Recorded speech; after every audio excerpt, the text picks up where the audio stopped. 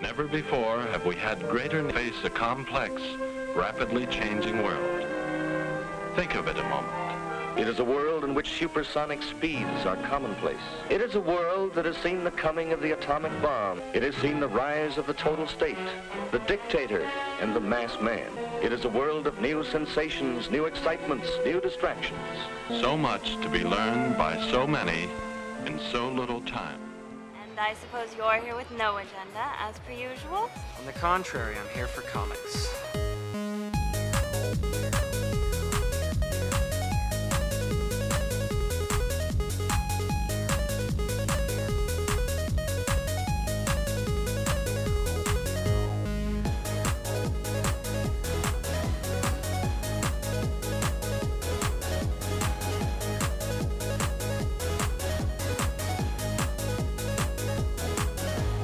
How's your comic book collection, Brody? Oh, it's going good, but I've been...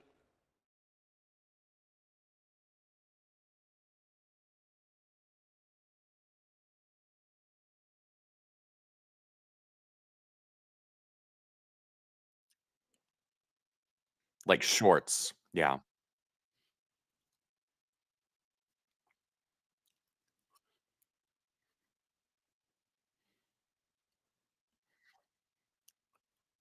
Yeah, the book is just bad.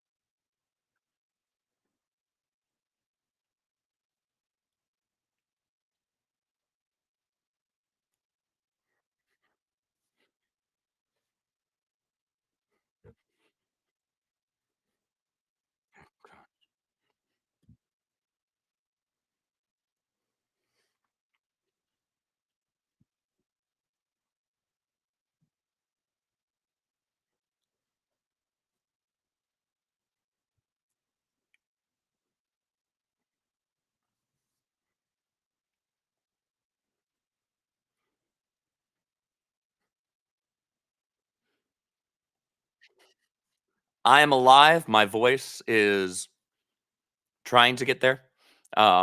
It's as yeah, guys, as Mav said, I had MegaCon a couple weeks ago in Orlando, which was fantastic. Meeting everybody there who came out to see us. Thank you so much for all the support. Seeing you guys at the booth, seeing you guys at the meetup, that was all an absolute blast, and appreciate the hell out of you. That being said, I got sick, so you know. Chuck Kenworth says muted. Who's muted? Mav's muted, which is a good thing. Were you muted this whole time? I must have been. I wasn't muted. That would be but interesting. Okay, I haven't. My audio hasn't been going through. So this entire start of the show, nobody knows what I Nice. said. Yeah, right. Let's boomer it up. We are back, guys. When we say we're back, we are back in all. We're fashions. back with all of the glitches, all of the boomer moments, everything. But That's yeah, just no, what we're doing. I wasn't muted for some reason when we went live. I don't know what happened, but it took the microphone control away from OBS and it went only to VDO, which is what you and I use to connect. And So stupid. I don't know what's going on, but thank you, Chuck. Yes, yes, Chuck and Subhuman, thank you. I guess let's take it from the top. Oh my, I did not realize how all over the place my hair was. I look like a drug addict. You look like you just stuck your finger in a light socket. I'm like an Asian Doc Brown, but hopefully that'll take care of itself. But 2.0, let's do this. Guys, welcome back to another episode, issue, whatever you want to call it, of Foil Variant. We have missed you. I know that we took a week break there. It's not because we didn't want to be here. As Andrew, as the first thing that was said on tonight's episode, Andrew got sick over at MegaCon, which was completely unfortunate. Didn't see it coming. We actually, we thought that it was only going to be con crud. Like, I was talking to Andrew the Sunday he got home or whatever, and he's like, yeah, I feel a little bad. It's probably just con crud. full-blown flu. Like end the of next Monday, day. I was like, oh, no, this is not happening right now. I started feeling like the body aches underneath the skin. I was like, shoot. So I had to take my ass over to Target, get some like Dayquil and stuff like that. And I was like, all right, let's see if I can head this thing off at the pass. I'll just have some hot tea and honey. I'll pop a couple of, like throat lozenges. It'll be fine. I'll be fine. Tuesday, I was laid out like the majority of the day. I was more asleep on Tuesday and Wednesday than I was awake, which for those of you who don't know, I don't sleep much. No. And so for me to sleep the majority of the day just speaks to how sick I was. And it was really ridiculous. And so I was like, it's a miracle I managed to get all of my work responsibilities done during each of those days, and I did it in like the moments of being awake in between like being completely laid out in bed. You like knock out for 30 minutes, wake up all like okay, I'll answer this email, like your order is coming through, I see it, all right, we're good. I somehow managed to do it all. I don't know how, but yeah, it was a time. Last week was not fun. It was not fun. If you guys know Andrew, if you follow all of his stuff, you'll know that he didn't do any of his streams last week. But to really canceled all my crap. He canceled everything to sell how sick he was. I didn't talk to him last week. Monday he disappears. I message him like Tuesday or like Wednesday, and I'm like, "You all right, dude?" And he's like, "I am dying." And I'm like, "Say no more. Like, go rest. Like, no worries. I get it." And it's funny because it was like me first, then me again, and now you. So hopefully this doesn't become a trend. But we promise we want to be here weekly. Things just happen. Sometimes stuff just happens, and it's been that way off and on for the last few months, which is kind of annoying, but it's like always been out of our control. And the thing is, I'm a responsible person when it comes to going to cons too, because I was boosting up my immune system with like emergency vitamin C like for like 2 or 3 weeks before Orlando, and then I go there. I was fine the whole week, had energy, perfectly fine until I got home, and then it was like I said, like late Monday, all of a sudden I was just like, I bet you didn't even catch it at MegaCon. I bet maybe it was like on the plane home or some bullshit like that. Yup. How fun! What kind of a kick in the pants would that be? It wasn't even from being around tens of thousands of people every single day for 3 days. No, it was from some schmuck on the plane. But that's good, because now we know, Rippaverse fans, you are taking care of your hygiene, your health. You are not hurting yourself. You're not struggling to go meet everybody. You're responsible. We love that about you. But then, I know that you guys, like, in case you guys didn't see, it has been a busy time for the Rippaverse. They just launched the third issue, right, of the Rippazine. And third issue of the Rippazine, and then ISOM 3 launches tomorrow morning at 6 a.m. Shh, everybody, that's a secret. Get ready. Get everything ready. We're closing out, or not we, I don't know why I'm saying that, but they are closing out that first arc. It's going to be, you're going to want to be there for that one. I still need to put on my nitrile gloves and read my foil copies, because I'm so I also keep telling literally I feel like I found somebody who holds the holy grail, because I keep telling everybody, like, it doesn't even matter if we're talking Rippa or even real, like, comic books. I'm like, if it's collectibles or money or whatever, I'm like, God, I know a guy with a CGC 10. And they're like, no, you don't. And I'm like, I don't even know how it happened. It has to have, like, immaculately conceived inside of the shell. It is the most impressive thing, in my opinion. There it is, Yaira! Oh, 10! They probably don't even actually have, like, the font file for that. They had to go make that once they gave it that rating. Yep. Oh, I didn't know yours was signed. That looks great. Yeah. Yep. This is my signed, I love that the Saskas, is it both of them, or is it Deborah too? No, it was just Deborah. Just the twins. I love that Deborah. The twins. Sending it to Brazil would be a little tricky. You never know. Maybe she maybe she has to come up for like one meeting one day. Maybe one of these got her. Maybe one of these days will have blown up so much that we can just like fly up Joe and Deborah and get them up here for the for RIPPACon or something like that, and have all the artists over here. If we blow up, unironically, like, my friendship with you aside, my support for the Rippaverse aside, how, like, you guys are unironically, like, you're in the like the fuse is boiling down and it just went into the dynamite stick and there's like 5 seconds till it goes off. You know what I mean? Like, you guys are everywhere. I saw all the pictures from MegaCon. You guys were super crazy popular. I saw you guys just have I'm not sure exactly what it is. Maybe you can clarify it. That new manga animated series thing. Is it a series? Yeah. Is So I don't know what it is. So real quick thing on that. Yeah. Angel Studios reached out to us, and they're doing an anime for a series called Gabriel and the Guardians, and they approached us at RIPPAVERSE to handle the publishing and distribution for the manga adaptation of it. And so we're going to be handling that this year, which is super, super exciting. I've seen the cover to the manga. It looks incredible. The artist and the colorist did an amazing job on it. It's going to harken back to those of you who are familiar with like Growlancer or Record of Lodoss War, like that era of anime, that style. It's got that look to it on the cover, and it's just absolutely stunning. I invite people to check out the trailer on Angel Studios' YouTube channel. They also have the first episode up to watch as well on their website. So check that out. The animation's super clean. They've got actually a pretty great cast for the voice actors. Johnny Young Bosch. Yeah. So like they're taking this seriously. Which I don't know if you remember this, but a couple years back when all the Vic stuff was happening, there was out of nowhere when he was like getting blacklisted and didn't really have work, there was a random like indie anime that was like, oh yeah, we're making a series and we've tapped Vic Mignogna to do the lead voice of the series, and everybody went, oh, that's gonna be awesome. Like, look, this is what we're talking about. Independent media, support who you want, blah blah blah blah. I even wrote like an article on it for Bounding.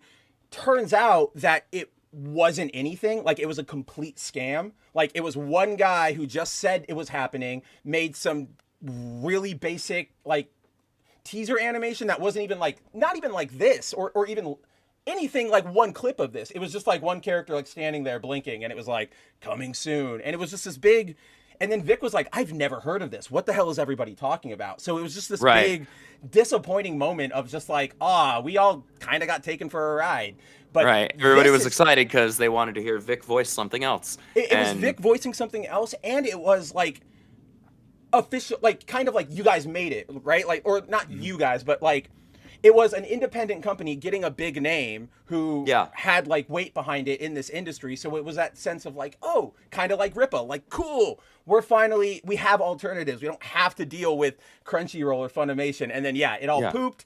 But then this is like the actual version of that, guys. And I laugh because it's Johnny instead of Vic, and Johnny replaced Vic as Broly and in most of his roles with his permission. It's one of the better elements of that story that I really like. But I just found the parallels very, very funny. Also, got to get the lawyer. I'm sure the lawyers already are on this, but Guardians, and you got a gold guy who can like fly, and I see you, Adam Warlock. I see what's going on here. So you guys are distributing the manga later this year. Correct. We are going to be distributing and publishing through RIPPAVERSE, our creator-owned publishing wing of our company. Is it zoomed in enough? Can anybody see that? No, they can't.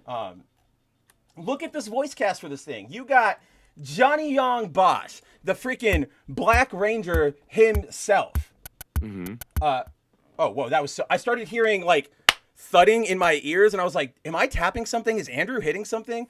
I hit play on my like music by accident because I have a thing on my mouse, and I was like, "What the hell is?" That? But then so you got Black Ranger Johnny Young Bosch. You got Christina V, who I know she does like a bunch of stuff. She's everywhere. One of those voice actors that just has done like a ton of work. Yeah. Then you got Matt Lanter. I know him from something I can't remember. He's in Star Wars Clone Wars. Oh, that's what he's Is he the Commanders? Like, is he the clones? Is that him? No, the clones was somebody else. No. He oh gosh, it's gonna bug the absolute crap out of me. He was Anakin. Was Annie. Yeah, he was Anakin. There you go. So you got Anakin, then you've got Obi-Wan with James Arnold Taylor. James Arnold Taylor, man. And then Christina. And he's a nice as hell guy too. You've met him before, was in haven't you? Yeah, he was in Denver. Yeah, at Fan Expo. And yeah, he came over to the booth and was chatting with everybody, chatting with Eric, chatting with Theory, Nia. He was there, and it was like cool time. And he was just like there, happy to like chill and chat. Like he was an actual like genuine, down to earth, nice guy. I remember you meeting him because it was one of the moments of like natural, in a positive way, like fanboyism expression. Because like after you met him, you were tweeting about it and then also like tagging him, which I'm like, Andrew knows not to like tag celebrities. We talk about this all the time. Like there's no point. And I'm like, because they met, and he's like, oh, like remember like this, and I was like, this is cool, this is awesome. But I remembered you were like really stoked on him. I like him. I'm glad. But yeah. And then this Christina Melisa, I just looked her up. She's fledgling. She's very, very early in her career right now. She does a lot of kids cartoons. She did like everybody starts there though. Oh no, of course.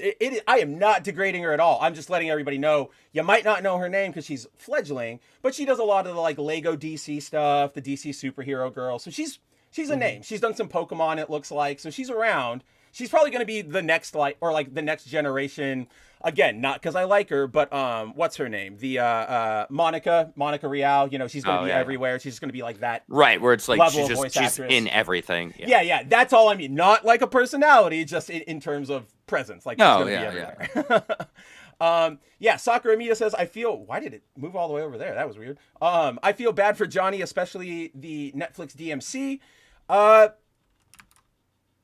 What's going on? I know Johnny is the voice actor for that series. I don't know why I wouldn't feel bad for him. I would feel bad for that's a pretty Ruben. Yeah. Yeah, Ruben is the one. But guys, in case, just for future reference, because I know a lot of you guys are DMC fans out there, if go read On Bounding, and I only promoted On Bounding because it's genuinely the only place that covered it, because I did it. But Ruben did a Twitter space a couple months ago talking about his firing from Capcom, all that fun stuff.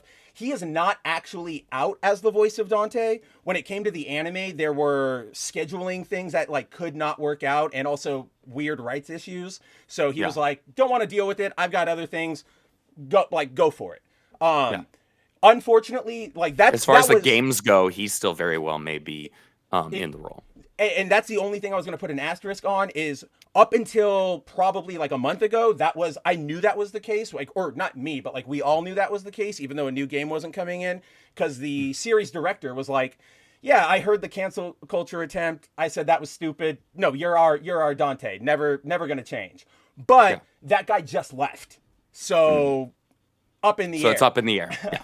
But yeah, no, Johnny's doing great. He gets to be Dante. Even though I'm sure that series is going to suck, it's got to be fun, like, going into a booth as a voice actor, even if the thing sucks and you're like, I get to be Dante for a day, right? Like, I get to be Superman for a day, even if it's for, I don't know, even if it's for Apocalypse War, right? You're like, yeah, it's Apocalypse War, but I'm Superman at least for a little bit. Let's see. Yeah, Subhuman says, I feel bad for the Bond franchise. Did you hear that news, Andrew? Mm-mm. So, up until now, the Bond franchise has been, it's been a brand of MGM, but then it's been under the control of two specific producers. A guy, and I forget his name, but then there's a woman. Her name is Barbara Broccoli. Broccoli, yeah. And if you obviously know the name, and I'm sure our viewers, readers do as well, she's actually been really out on the front lines of like, you got to be like true to Bond.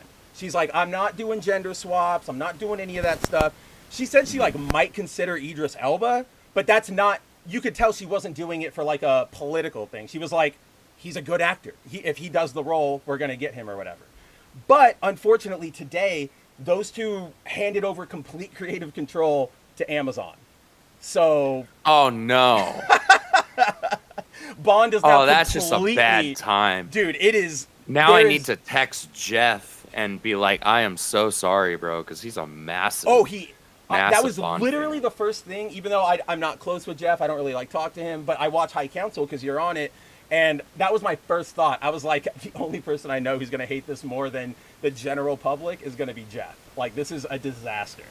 So, buckle up for the Bond of Power, Season 1 or whatever you want to get. Oh, gosh, man. Unless Amazon, like, I don't know, gets their head screwed on straight, which don't hold your breath for that. Most people don't look good in purple.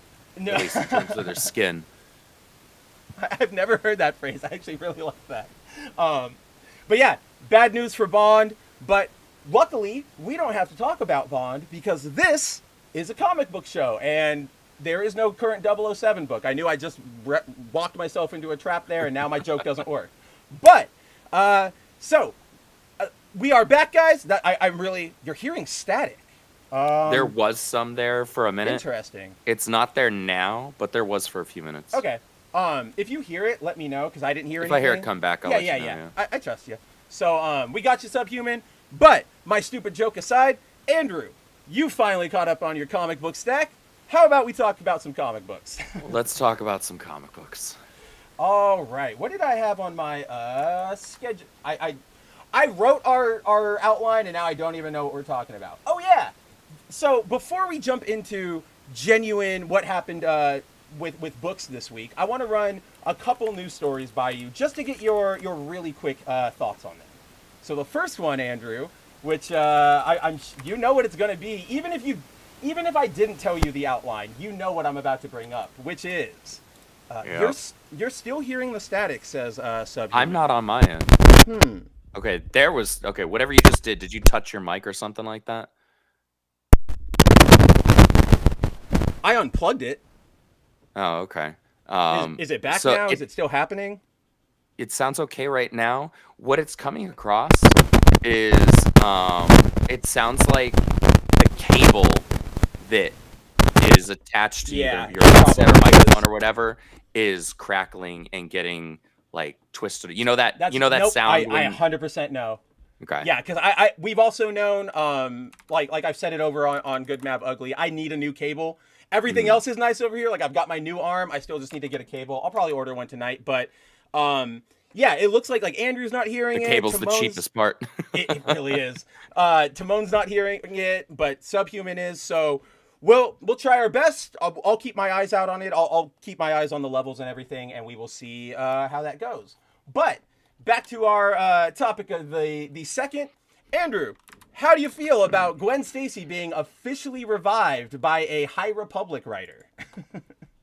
And not okay, so this was all right, this is retarded enough as it is, but calling this person a High Republic writer is also being too genuine and too generous. Because I looked it up. He was actually responsible for the entire comic series. So, because we got this news, Andrew and I were talking about it. Andrew looked up his bibliography, and it was mostly like choose your own adventure books. It looked like when I was skimming through his bibliography, yeah, it looked like it was a bunch of choose your own adventure books and one shots. From what I was seeing on there, like he wasn't one of the larger names that was doing like the High Republic novels. Nope. That didn't sell. But he was apparently writing the comic books that sold even less. Well, they sold even less, but that's what's super funny about this is because we're both right, but we're also both sort of wrong because his bibliography does have a lot of like choose your own adventure, a lot of like young people like books, like the Scholastic Book Fair style High Republic stuff. Mm-hmm. But then he did write the comic series, all 3 volumes of the High Republic. And remember, guys, these are modern volumes, so they're only like 10 issues. It's not 300 issues of Uncanny X-Men or anything. Yeah. But he wrote those, but those aren't his original story. He's adapting those books into the comic. So that's why, like, I looked up, every time I searched his name the other day, he was like the 4th, it was like, the High Republic team consists of like Justina Ireland, some other people.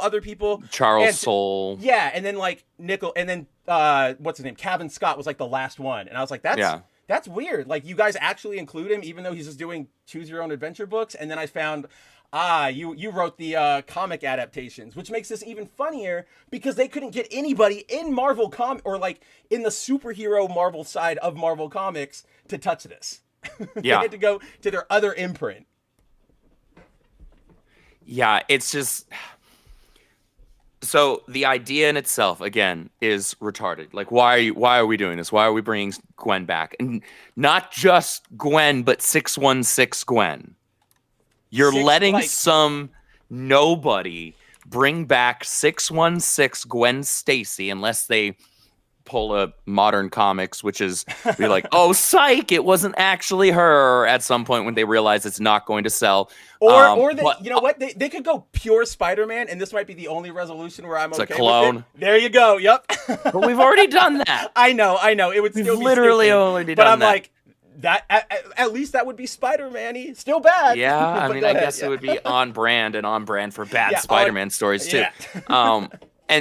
But of all things, you're not just bringing back Gwen Stacy for her to be Gwen Stacy, which is an inferior love interest outside of the Amazing Spider-Man films. 100%. However, you're bringing her back to make her Gwenpool, who is literally just a meme character. So now we're just turning her into edgy Gwenpool. But that's the thing I was gonna like jump onto you or like add on to is like it's not just Gwenpool. It's actually like because okay, guys, the original Gwenpool, we all know her. She is very much a memey, annoying character, but we can like I understand why she got popular, right? Because if you guys don't remember, she actually started life right here as there was after Spider-Gwen got introduced in Spider-Verse, about a year later, Marvel was like, let's do a variant theme, like a variant cover theme that they do all the time. It's not out of the ordinary. And they were like, we'll just have artists do like Gwen as other heroes. So there's like Gwen Captain America, Gwen Iron Man. And it was just supposed to be visual gag, right? Like, we get it. People loved Gwen's design. I get it. It's, you know, objectively, you got a girl running around with her butt hanging out, right? Like, and it's an easily cosplayed that too. Outfit. Like one of my friends who's a cosplayer, she has multiple different Gwenpool cosplays because is that your she likes friend the or is that design. your Fortnite model? Because I know the Fortnite one comes with like 7 different outfits. It's an actual friend. I know. Yeah, 'cause she likes the design of the character. It's an easy cosplay to do. Cool, fine, harmless. But like, man, that's not, you don't take that seriously and apply it to 616 Gwen Stacy. And like, yeah, because she's coming back. She's going to be super edgy. She's going to be Weapon X-y. She's going to be like this. Like, I want to know who signed off on this idea. Nick Lowe signed off. I know Nick Lowe signed off. Well, of course it was that retard. Because like, this is a Gwenpool miniseries, and then it involves Spider-Man, and then the other, like the real, this is so dumb. Like, where are we now? Like the real Gwenpool? Like those two are going to team up to stop this Gwenpool. So I know Nick Lowe had a hand in it. And like this is like, hold on. How do I set this up? Let me read you what the author says about, like, you know, he gave his little like teaser statement that they always do in these announcements. And then I'll jump from there. So this is what Scott said when he was talking to Marvel about the thing or about the new series. Quote, "What an absolute honor to tear both Gwenpool and Spider-Man's worlds apart. Yes, please. Gwen Stacy is back from the grave and deadlier than ever. Weapon X style abilities? Check. Align and killer put-downs? You've got it. This is not the Gwen you remember. But just who is behind her miraculous resurrection and what has happened to the original Gwenpool's usually careful existence? Add Kate Bishop and Jeff the Landshark to the mix and you have the Marvel series of my dreams. I couldn't ask for a better partner than Stefano Nessi on art. Mega violence has never been so much fun. Each frenzied attack brought to dark, brooding life by Matt Milla's blistering colors. Monsters, mayhem, and murder await as Spider-Man and Kate learn that nothing, or no one, is sacred." So, like, that to me, genuinely, like, it feels like Scott here is like, or like Nick Lowe, all of them, they know how we all feel. They cannot be that There's no way they don't. Like, exactly. And so it feels like this to me is them sort of like, it's like they're like telling a joke, but nobody else is laughing at it.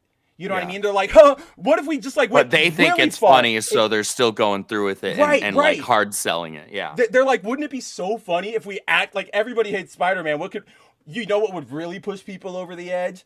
If we revived Gwen Stacy. Yeah, let's do, and everybody else is like, no, like that's a really, we've all been in the situation, right? Like we're out drinking or we're out hanging out with people and somebody just says like a really dumb joke and they keep running with it. And you're just kind of like, yeah, buddy. Yeah, nobody laughed at that one about 5 minutes ago. Nobody's laughing. Nobody's laughing now. at it again. Yeah, and that's exactly what this is. It's just, every spider thing that comes out, one after the other, or at least main spider things. Yeah, 616 right now. Insult after It's just insult bad. after insult. We're not going to talk about it tonight, but the most recent issue of Amazing Spider-Man, they're doing that 8 Deaths of Spider-Man crap, and it, like, the plot of that issue is, we talked about it a couple weeks ago. Right now, It's just Peter moping around again. Well, it's not just Peter moping around. It's Peter. He's moping around because he's like lost all of his will to fight because he died. It's stupid. I don't even care.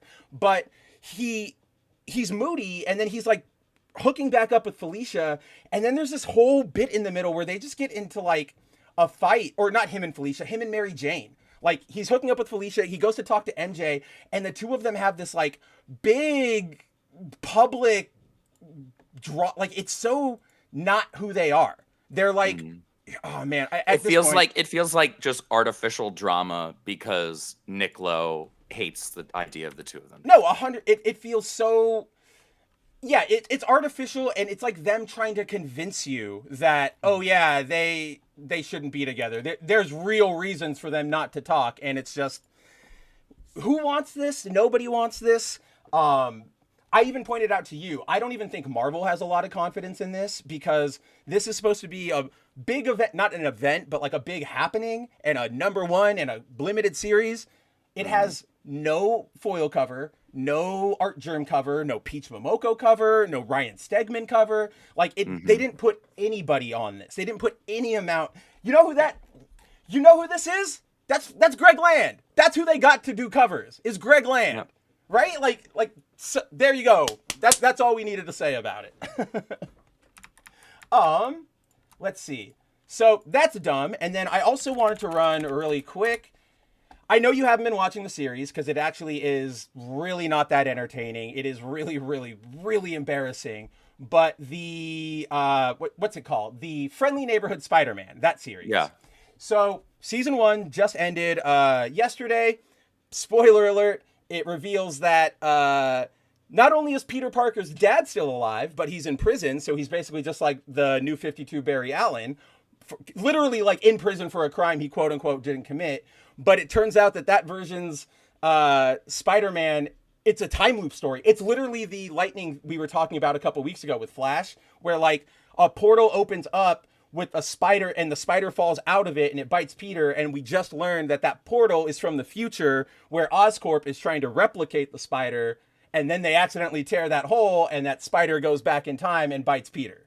Like, it is a very, very poorly written series.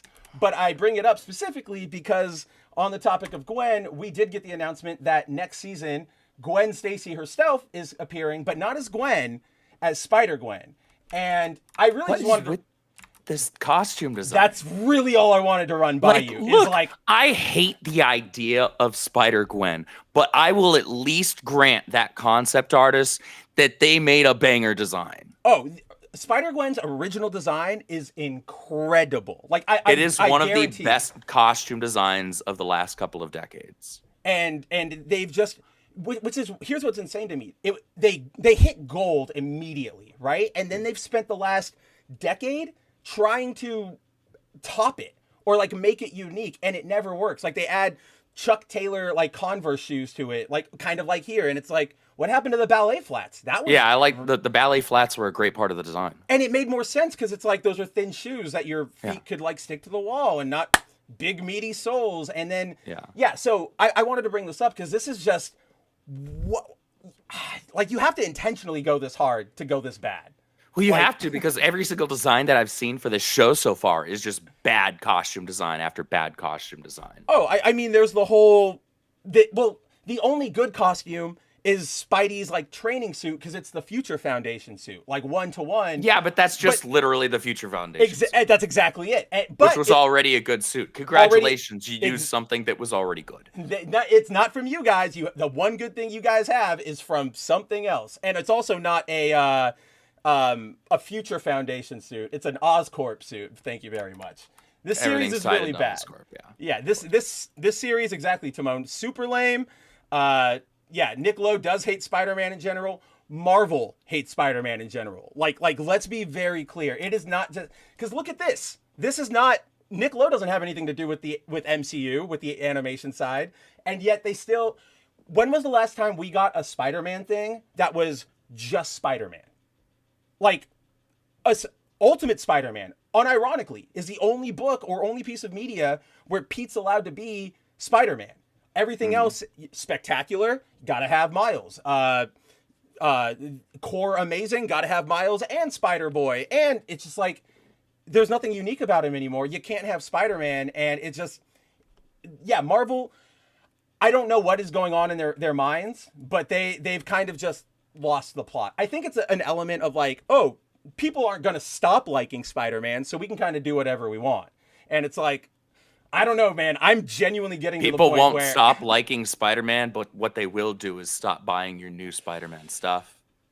Yeah, like, I don't get excited for video games or figures anymore. I'm just like, Spider-Man feels bad. I'm going to go read, like, a Stan Lee run or whatever.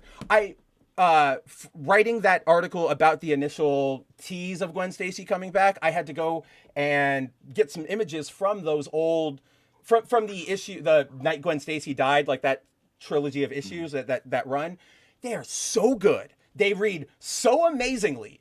And I'm just like, I can't believe how far we've gotten. Like, there's a scene where, you know, Gwen's dead and he's got her body in his arms and he's walking her to, like, the ambulance, to the police officers.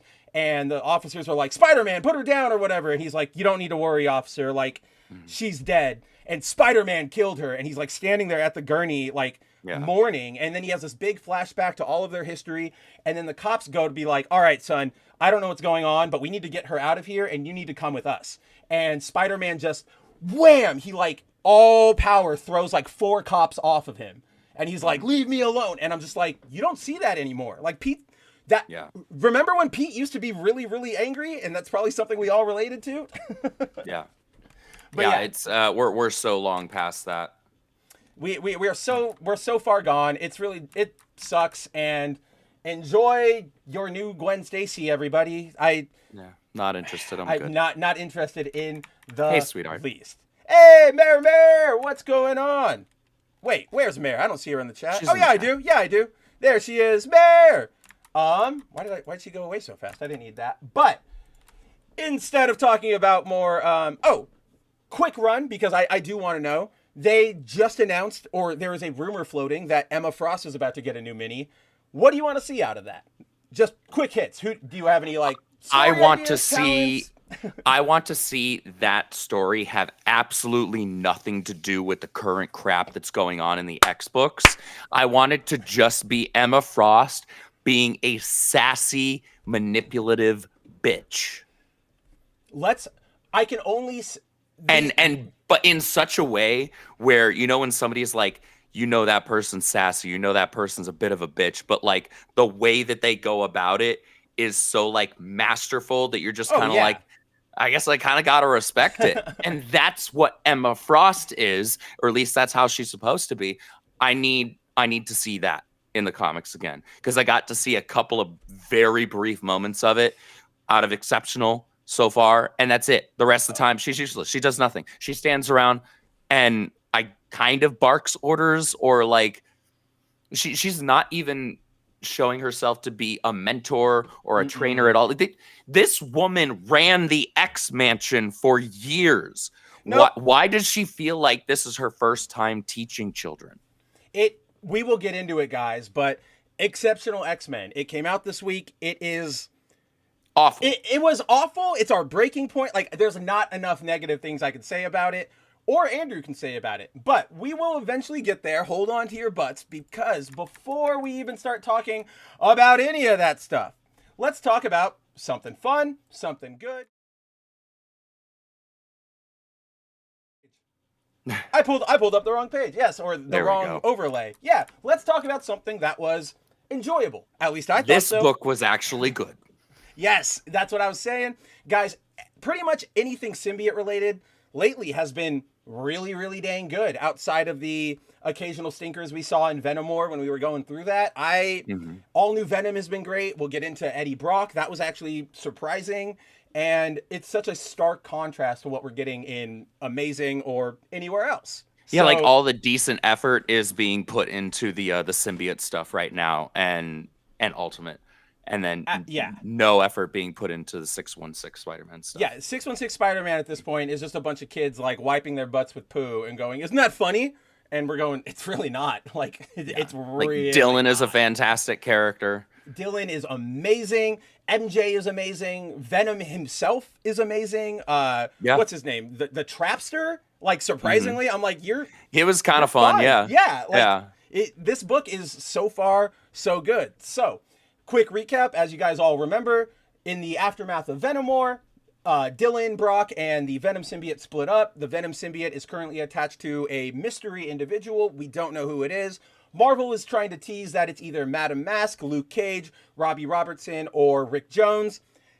It's definitely not going to be either of those four, but that is the mystery they're trying to hold us with right now. So that's what Venom's up to. And in the meantime, Dylan is living with MJ and Paul and trying his hardest to just figure out what's going on with Venom. He doesn't know why Venom left him. He's, no idea. So in this issue, we pick back up where we were in issue 2, which is Trapster here. He blasts a hole through Venom's head.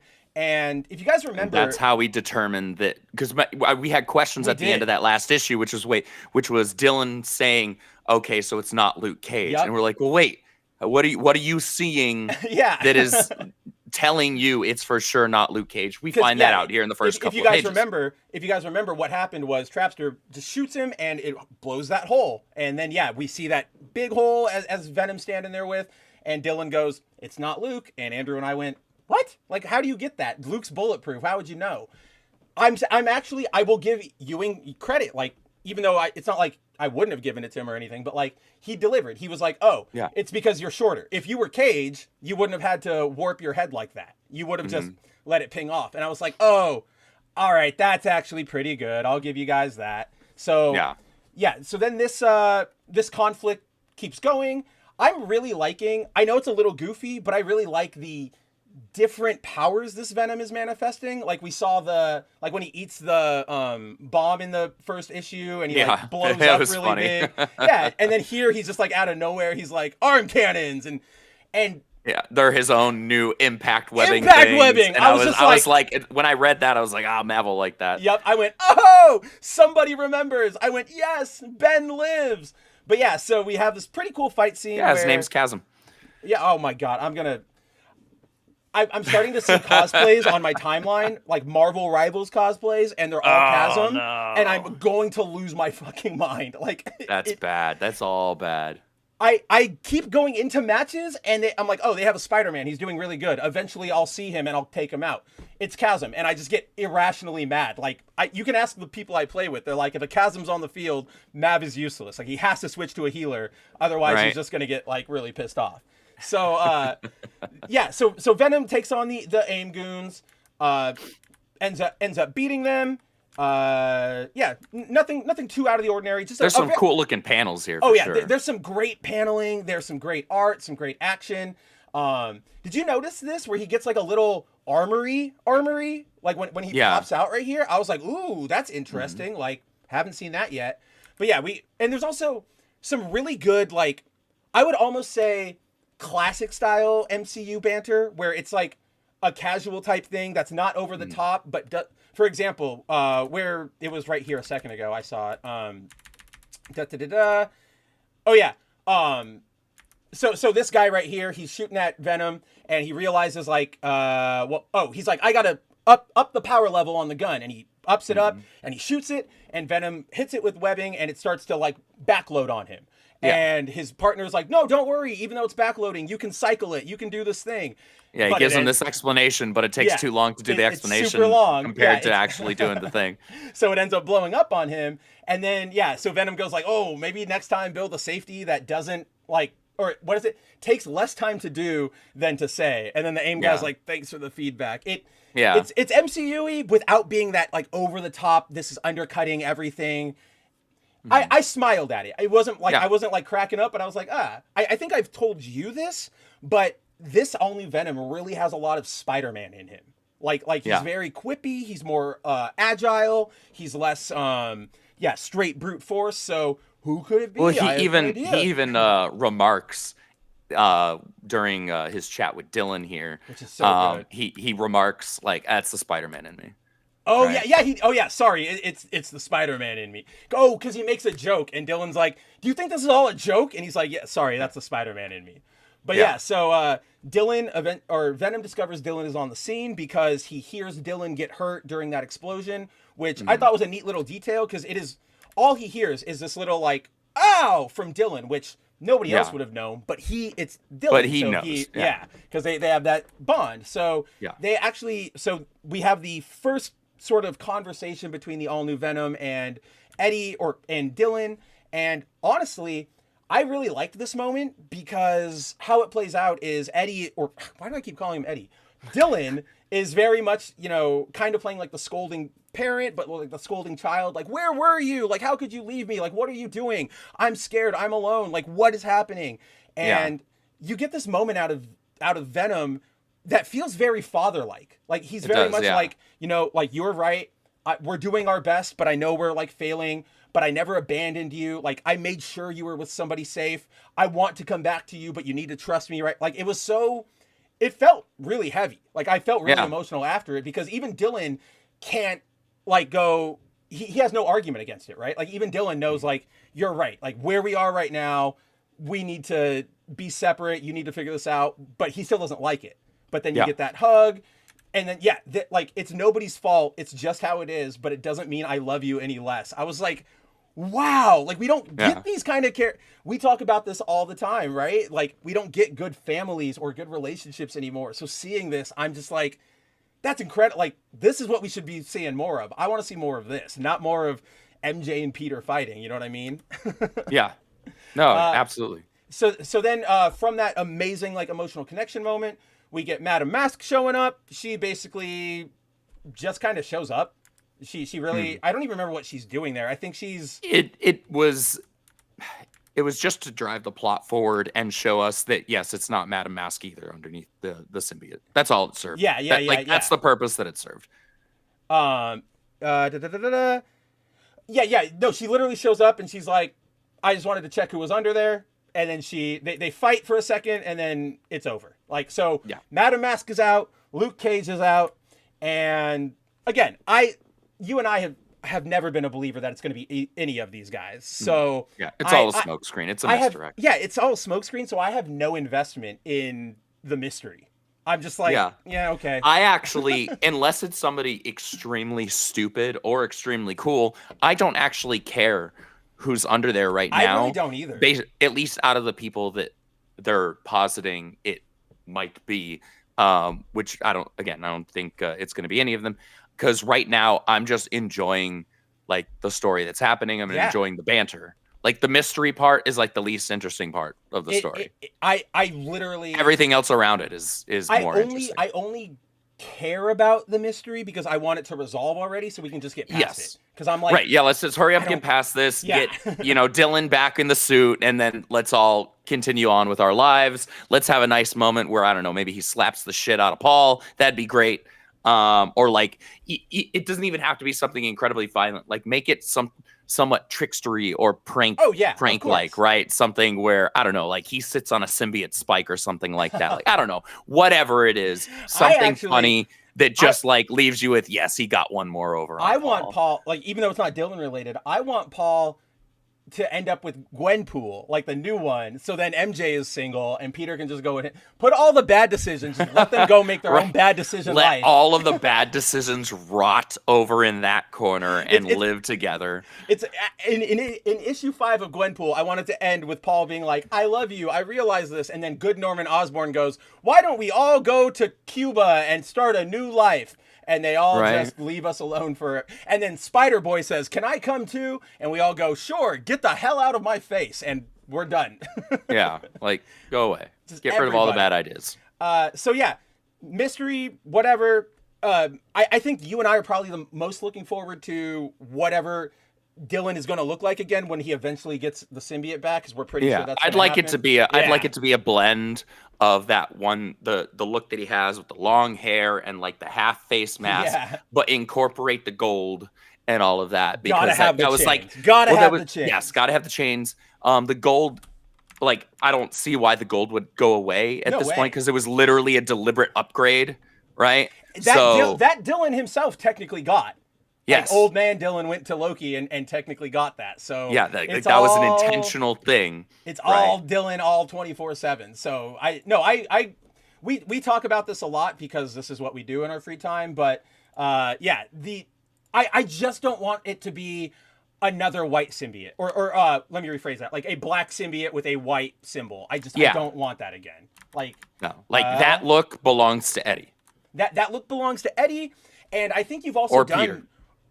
Peter, but you've also done kind of all you can do with variations on it. Like you've given it to Matt Gargan, you've gave it to what was his name, like Lee Price, and when it went on them, you got the more like here's the crazier, sharper version, or here's the one that's more monstrous, and okay, we don't need anything else after that, right? Like this. Yeah. Oh, I hit the wrong button. This look right here. Boom. Oh man, perfect. See, I'm seeing that look now, but with all of that red is now gold. Yeah. Oh yeah. All the red is now gold, and maybe even make the chains gold. I think that'd be wicked. That would be super sick, especially because then that's how he would fight. Like in battle, you could see a bunch of gold chains flying. The only thing I want changed is the face mask because it gives me too much of a like 2000s Casey Jones. That's fair. Which doesn't feel right for like cosmic god being that has absorbed him. If you did like a symbiote mask, total, like I'm not against the half mask. It's just the way it looks specifically that way. Because I'm like, Casey, I'm here with it. Let's go. I don't even know what Casey does aside from like eat pizza and have relations. We'll keep it PG with April. I mean, what else do you need? Right? You really, as I said that, I was like, you don't need anything else. Like, the only thing you're missing there is and kicks ass. Like that's it. Those are the three things that he needs to do. That's it. I love Casey. He's my favorite. I know the Casey in the live action movies is kind of but I liked it, and it was Stephen Amell. Like, hey, I like that guy. But yeah, so back to Venom. Madame Mask gets her booty handed to her. We then cut away to Dylan coming back to interacting with Paul, and so in this scene, how do I put this? So if you guys remember last time, if you remember the last issue where Dylan was getting he was zinging Paul, getting him riled up about the fake kids and his man bun and all that stuff, and we were all loving it. And we thought like, yes, this is it. In this scene, admittedly, it's not as sharp and pointed in their relationship here. Admittedly, I will give Paul a slight bit of credit because Dylan does do the thing of like, you're not my dad. And Paul like does do the like, no, I'm not. But I want you guys to, so if you read this page, you might walk away going, oh, is Al Ewing trying to redeem Paul here? No, because this is what I wanted to point out because I didn't see a lot of people talking about this, but when Dylan comes back in, Paul goes like, MJ just called, worried sick, just like I've been the past couple hours. Not that you care, right? And then he goes, you're not my dad. No, I'm not. Unlike him, I'm here. I do my best, Dylan. I swear to God, that's all I've ever tried to do. My best for the people I care for. And if I keep trying, maybe I can get a second chance, make up for the mistakes I made, the blood on my hands. But hey, I don't know anything about what you're going through, right? I have to call MJ back, get some sleep. Again, good on him to be like, no, I'm not your dad, and sort of recognize that's not, he's trying to fill that role, but he's not, it's a complicated thing. We all know what we're talking about. But if you notice how Al Ewing portrays Paul, he's very much self-centered and using a lot of like therapy talk to put himself in the center of this, right? Like, not that you care. Paul is making it about him. Right. He's making him the victim in all of this instead of the kid who lost his dad 2.0 with Venom and now lives with complete strangers and one of them who he hates. So a lot of people were like, redemption. And I went, no. He's just getting worse every single time Al Ewing like depicts him. And I'm just, and to Ewing's credit, doing that little bit of like, here's a positive for Paul. Oh, but don't worry. He's like the worst still. I think that's way better than just pooping on him because I think it humanizes him a little bit, but then also really sells that like, he could just be like any of us, but he's a jackass. Like nobody likes him. Yeah. So Yeah, Al Ewing, he's doing a really good job of not making it super on the nose. yes, While still making it clear for people who are actually reading into it. Al Ewing is telling us, yeah, I don't freaking like this guy either.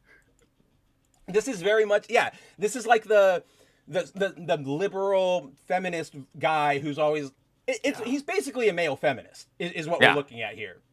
He says all the right down to the man bun. Down to the man bun. He knows all the right terms to use, but he doesn't use them like he uses them for himself. He's not really he uses them in a self-centered manner. Bingo. So still loved this interaction with Paul. Can't wait to see what happens. Go date Gwenpool and leave us all alone forever. But then that is where we sort of start picking or wrap up this issue, which is we discover Madame Mask went to the warehouse. I don't even think... okay, so Madame Mask went to that warehouse. She doesn't say why she's there. Then she goes here to meet with, as we see, MODOK. And she says, oh, by the way, I picked up this vial off of the AIM scientist while I was there. So it's like all... You are right, Andrew. It's all incidental with her. She just happens to be there to do that thing because that is what the plot needs. And then we get to reveal that MODOK she's mostly just a plot device. She is just a red herring. She literally just exists for them to put her on advertising and make people think maybe, even though I will say I was both surprised and not surprised at all to see MODOK. I was like, what the hell is MODOK doing here? And then after taking a beat, I was like, well, we have been dealing with AIM. All three of these issues so far. Eventually, he was bound to pop up if we're talking about AIM. But it was just that moment where I just wasn't expecting to see him. Me neither. And so I was like, oh, what the hell? On that page turn, I was expecting like Octavius. Or like even Osborn in some way, even though he's technically good, right? I was expecting something like that. But then I was like, oh, MODOK. And... shout out to Gomez, right? Carlos Gomez, who's illustrating. Dude, he made him look great there. MODOK looks so good. And given what we've seen from Carlos on his like social media, he's very much like me and Andrew. He loves taking shots at Paul, does not like what assignments he was doing near the end of Amazing Spider-Man. I genuinely have to think this is probably him being like, screw Ant-Man and the Wasp Quantumania. Because like, he didn't need to go this hard for MODOK, but he did. No, and he really brought back like the terror of MODOK, and I'm like, okay, let's do this. I'm so Carlos Gomez gets it. Carlos Gomez, one of us. Yeah, he's exactly, Subhuman. Beta male Paul to a T. That is his character. Yeah. But that's all new Venom. We're both enjoying the ride, I would presume, and I'm still excited to see where we go with this. Yeah, I'm curious to see what eventually happens long term because ultimately, I don't think Eddie Brock Carnage is going to last forever. Oh no. And all new Venom also isn't going to last forever. At some point, we will have a relaunch where it's just Venom. And I'm curious to know what the events are going to be that actually lead up to that, because I think that's the inevitability, but how we get there is what's interesting to me. I don't know what they're going to end up doing. And that is a point to like really hammer home is that Andrew, like both me and Andrew, big comic book aficionados. We read everything. We can see the patterns on the waves when a book comes out. We've predicted like 90 different things that are like, oh, this is going to play out like this. Got it. Easy. Like done. Next. We know how this goes.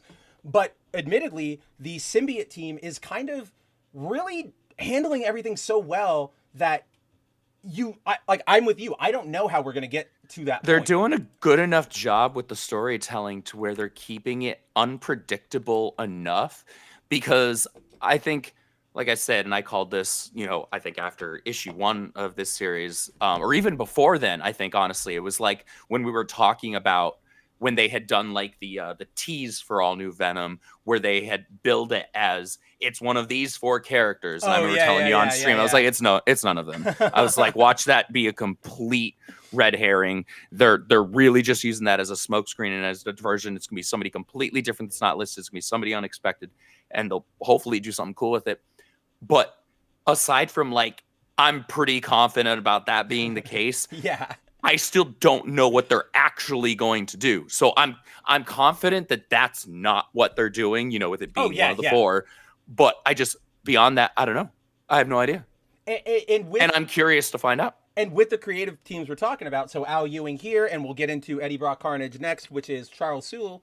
They're not your, like, Jed McKays, right? They don't fly off by the seat of their pants. They genuinely, like, plan out, which is what that's what happens when Ewing goes full Ewing. He, like, he plans out too far ahead. So he goes from, like, oh yeah, we'll talk about, Captain Marvel and Photon are fighting Skrulls, right? And then you get to issue 10 and he's like, in the primordial universe that existed in the second, before this one, in the other plane, and it's just like, you needed to just plan for 3 and then take it from there. Bro, like, dial it back. But yeah, no, I'm curious to see where they go there. Before we jump to Venom, or to Carnage, last thing, I didn't realize that's supposed to be Dylan right there. I genuinely, I knew Dylan was in the reflection, but the head doesn't look. Yeah, I'm 90% sure, because all of the things reflecting on him are like the eyes have Dylan, but the Dylan chest has looks Dylan. So Dylan's face in the chest looks older. It doesn't look like there, teen and then Dylan. His hair doesn't look like Dylan's hair. Yeah, it doesn't look like Dylan's hair there at all. It doesn't match up with that. I wonder if that's a deliberate choice. I wonder if that's supposed to be representative of somebody else. Oh, it might be. Especially, what if that's meant to be representative of the person who's actually in I it? was just thinking that, and maybe it has something to do with Dylan, and that's why we're seeing that reflection of older Dylan in the thing. That might be. That's actually this is a mystery I actually care about. Yeah, interesting. Okay. But speaking of interesting, and we will see, we now got our first issue of Eddie Brock Carnage. So shockingly interesting. Shockingly pretty dang good. If you guys remember, at the end of Venom War, Eddie gave up the symbiote to save Dylan. He ends up kind of like half dead, about to die, when he finds the Carnage symbiote, and the Carnage symbiote just abandoned Cletus. So they kind of go, you need and the me Carnage to live. symbiote is also on the verge of death. Yes, as well. Exactly. So they both go, you want to live? I want to live. We going to make this happen? Neither of them like it, but they know, okay, we will survive if we do this. We got Carnage. If you guys, for a long time, either viewers of the show or people who just listen to me and Andrew bitch all day, either on Twitter or Discord, you'll know we were very, very apprehensive about this. Super skeptical, yeah. This was one of those things where, to us, it felt like the Gwenpool kind of gimmick, right? Like, you're just throwing in recognizable character, mashing them together. Like, what are we doing here? We were both really afraid that they were going to go, oh, Eddie is Murder Man again? Like, weird. Like, okay. Been there, done that. It also kind of felt like, all right, so they just don't know what they want to do with Eddie after this event. And so, well, we don't know what we're doing with him yet, so let's just throw the Carnage symbiote on it. That is how both of us were feeling about this. Lo and behold. But we wound up being sold on it with that like tease and conversation that they have inside the church, right? And it being the church, and we're like, all right. So they clearly he was thinking through the setup. Yeah. Let's see how the delivery comes. And so here we are with the first step of that delivery.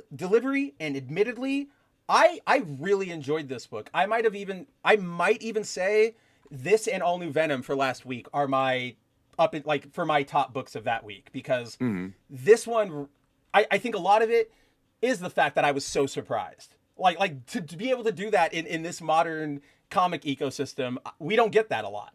No, we don't. So I was like, that's all right. You guys have me. So as we recap, Eddie and Carnage are together now. And so basically I don't have to walk you guys through all of these pages because it's all leading to sort of the same resolution. But what it turns out is that Carnage still wants Eddie to kill. I want my bloodlust. But Eddie says, no. He says, okay, but if we're going to kill, we're going to kill people who like kind of deserve are killers. Right. Yeah. He's kind of like a superpowered Dexter. And I was like, okay, not a bad setup. And so the first sort of introduction to how they work together comes on this plane where Eddie is trying to track a serial killer, and I really like this because at first he lets the symbiote out and it's supposed to just like crawl around, wiggle its way into brains and like go, okay, this isn't them, this is them.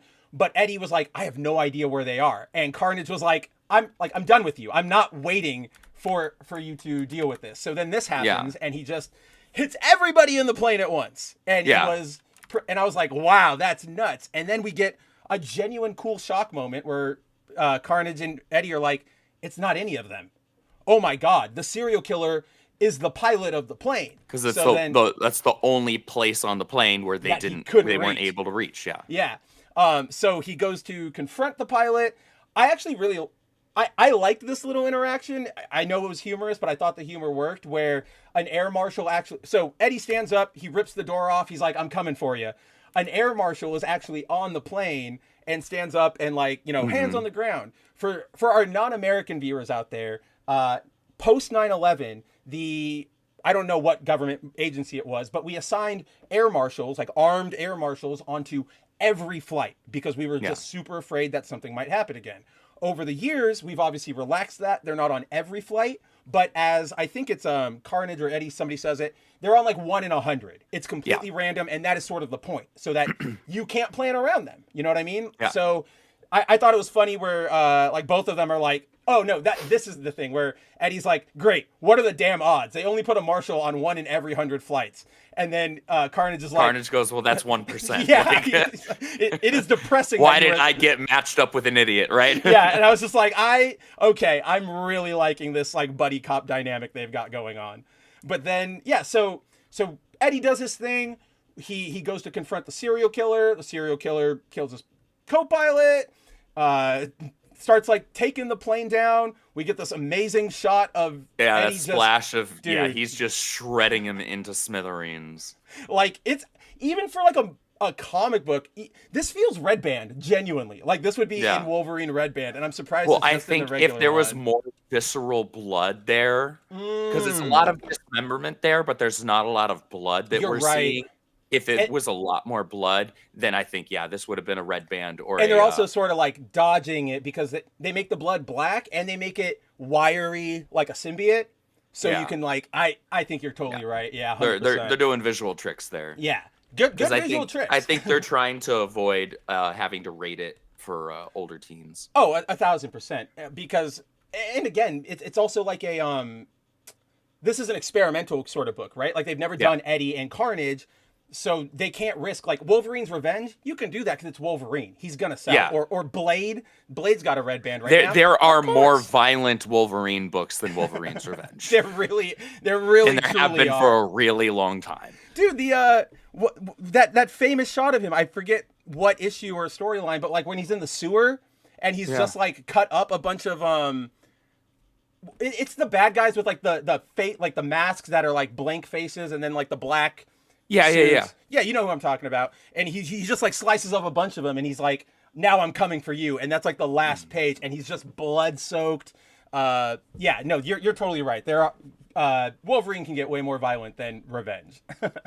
But then so this is where I was already enjoying the issue for its cold open, right? Like, okay, good scene, really enjoyed that. Then they introduced the actual plot of this book and I gotta tell you, Andrew, I got captured immediately. Yeah. So like this is, I don't think we've seen something like this. Like this feels super intriguing. So basically, guys, as you saw, the pilot cuts the controls of the plane. The plane is going down. Yeah. Eddie goes, we gotta save everybody. Carnage says, no, like let them all die. That's great. And he's like, that's not part of the deal. So, I gotta go to the other layout to give everybody the proper look at this. But Eddie ends up doing this weird. I got to admit, I've never, like we've talked about this, I'm not necessarily a fan of the symbiotes as god, dragon sort of things, like the whole null stuff. But I got to admit, sometimes when they do like metal ass things like this, I'm like, okay, this is pretty cool. It looks cool. I can't deny that. Yeah, exactly. I'm like, I can't deny. Rule of cool, man. Rule of cool. So yeah, Eddie ends up forming sort of I don't know why I say forming. I only have trouble describing it because he doesn't have a mask on. So it doesn't feel like he's the symbiote. but he doesn't feel like Eddie. So I'm like, what do I call you? Anyway, Guy summons, big Carnage wings and then does a whole big net, as you see here, and rescues the what do you call it? The passengers. Yeah. Or so we presume, because the next thing that happens, because he's having memory. He's first before we get there. He's having this internal battle between himself and the symbiote. The symbiote is trying to tell him, remember how good that felt to shred that guy just a moment ago? Think about how good it'll feel to kill all of these people. Right? And he actually, you can see in Eddie's dialogue, he isn't the Eddie we know now, having been King in Black and the hero and everything. He would have normally just been like, no, like, we're not doing it, like, not happening. But the dialogue when he talks to Carnage, you can see he's sort of like, that wasn't part of the deal. He's very more open to it, which is sort of sinister, at least in my opinion. Like, oh crap, Carnage is getting into him. Yeah. But yeah, so after Carnage starts tempting him and Eddie fights back, he rescues them. Cut to, or so we think, because we see that scene of him flying. Cut to Eddie just waking up in a hotel room, and he starts having these flashbacks of, oh, I remember catching them, but I don't remember landing. I don't know where they are. Like, what the heck? And he gets this call from, I guess this is probably going to be some character they introduce or whatever, but it's this woman named Bailey. She has a podcast, it looks like. And she goes like, oh my God, Eddie, what's going on? I saw the plane. They only found the bodies of the pilot and the co-pilot. What happened? And he's like, I don't even know. And so he confronts I want to Carnage. really quick point out. The clever little thing that they did. Now, Venom 2 was a bad movie, but I did laugh at the line where when Venom sees Carnage for the first time, he's like, oh shit, that's a red one. They called that thing Red Ones. Right there. Wait, really? Yeah, look at the screen. Oh, I didn't even catch that. Yeah, that's her show. Oh, that's incredible. All right, yeah. I'll give an applause to that one. Yeah. Somebody paid attention to one of the two good lines in that movie. I still laugh to every probably couple of hours do you remember when we were talking when Venom Let There Be Carnage, when all the previews were coming out, trailers, and we started reflecting on the Venom movies, you and I, and we were talking, and I was like, we were both like, Carnage was awful. And then I went, but I liked one scene in it. It's the scene where Eddie is falling down and the symbiote sort of jungle gyms up everything and catches him and then jungle gyms him back down in this really smooth motion. Didn't happen in the movie. Completely made up in my mind, and you and I found that, and we both went like, oh, I had to make up something to enjoy for that movie.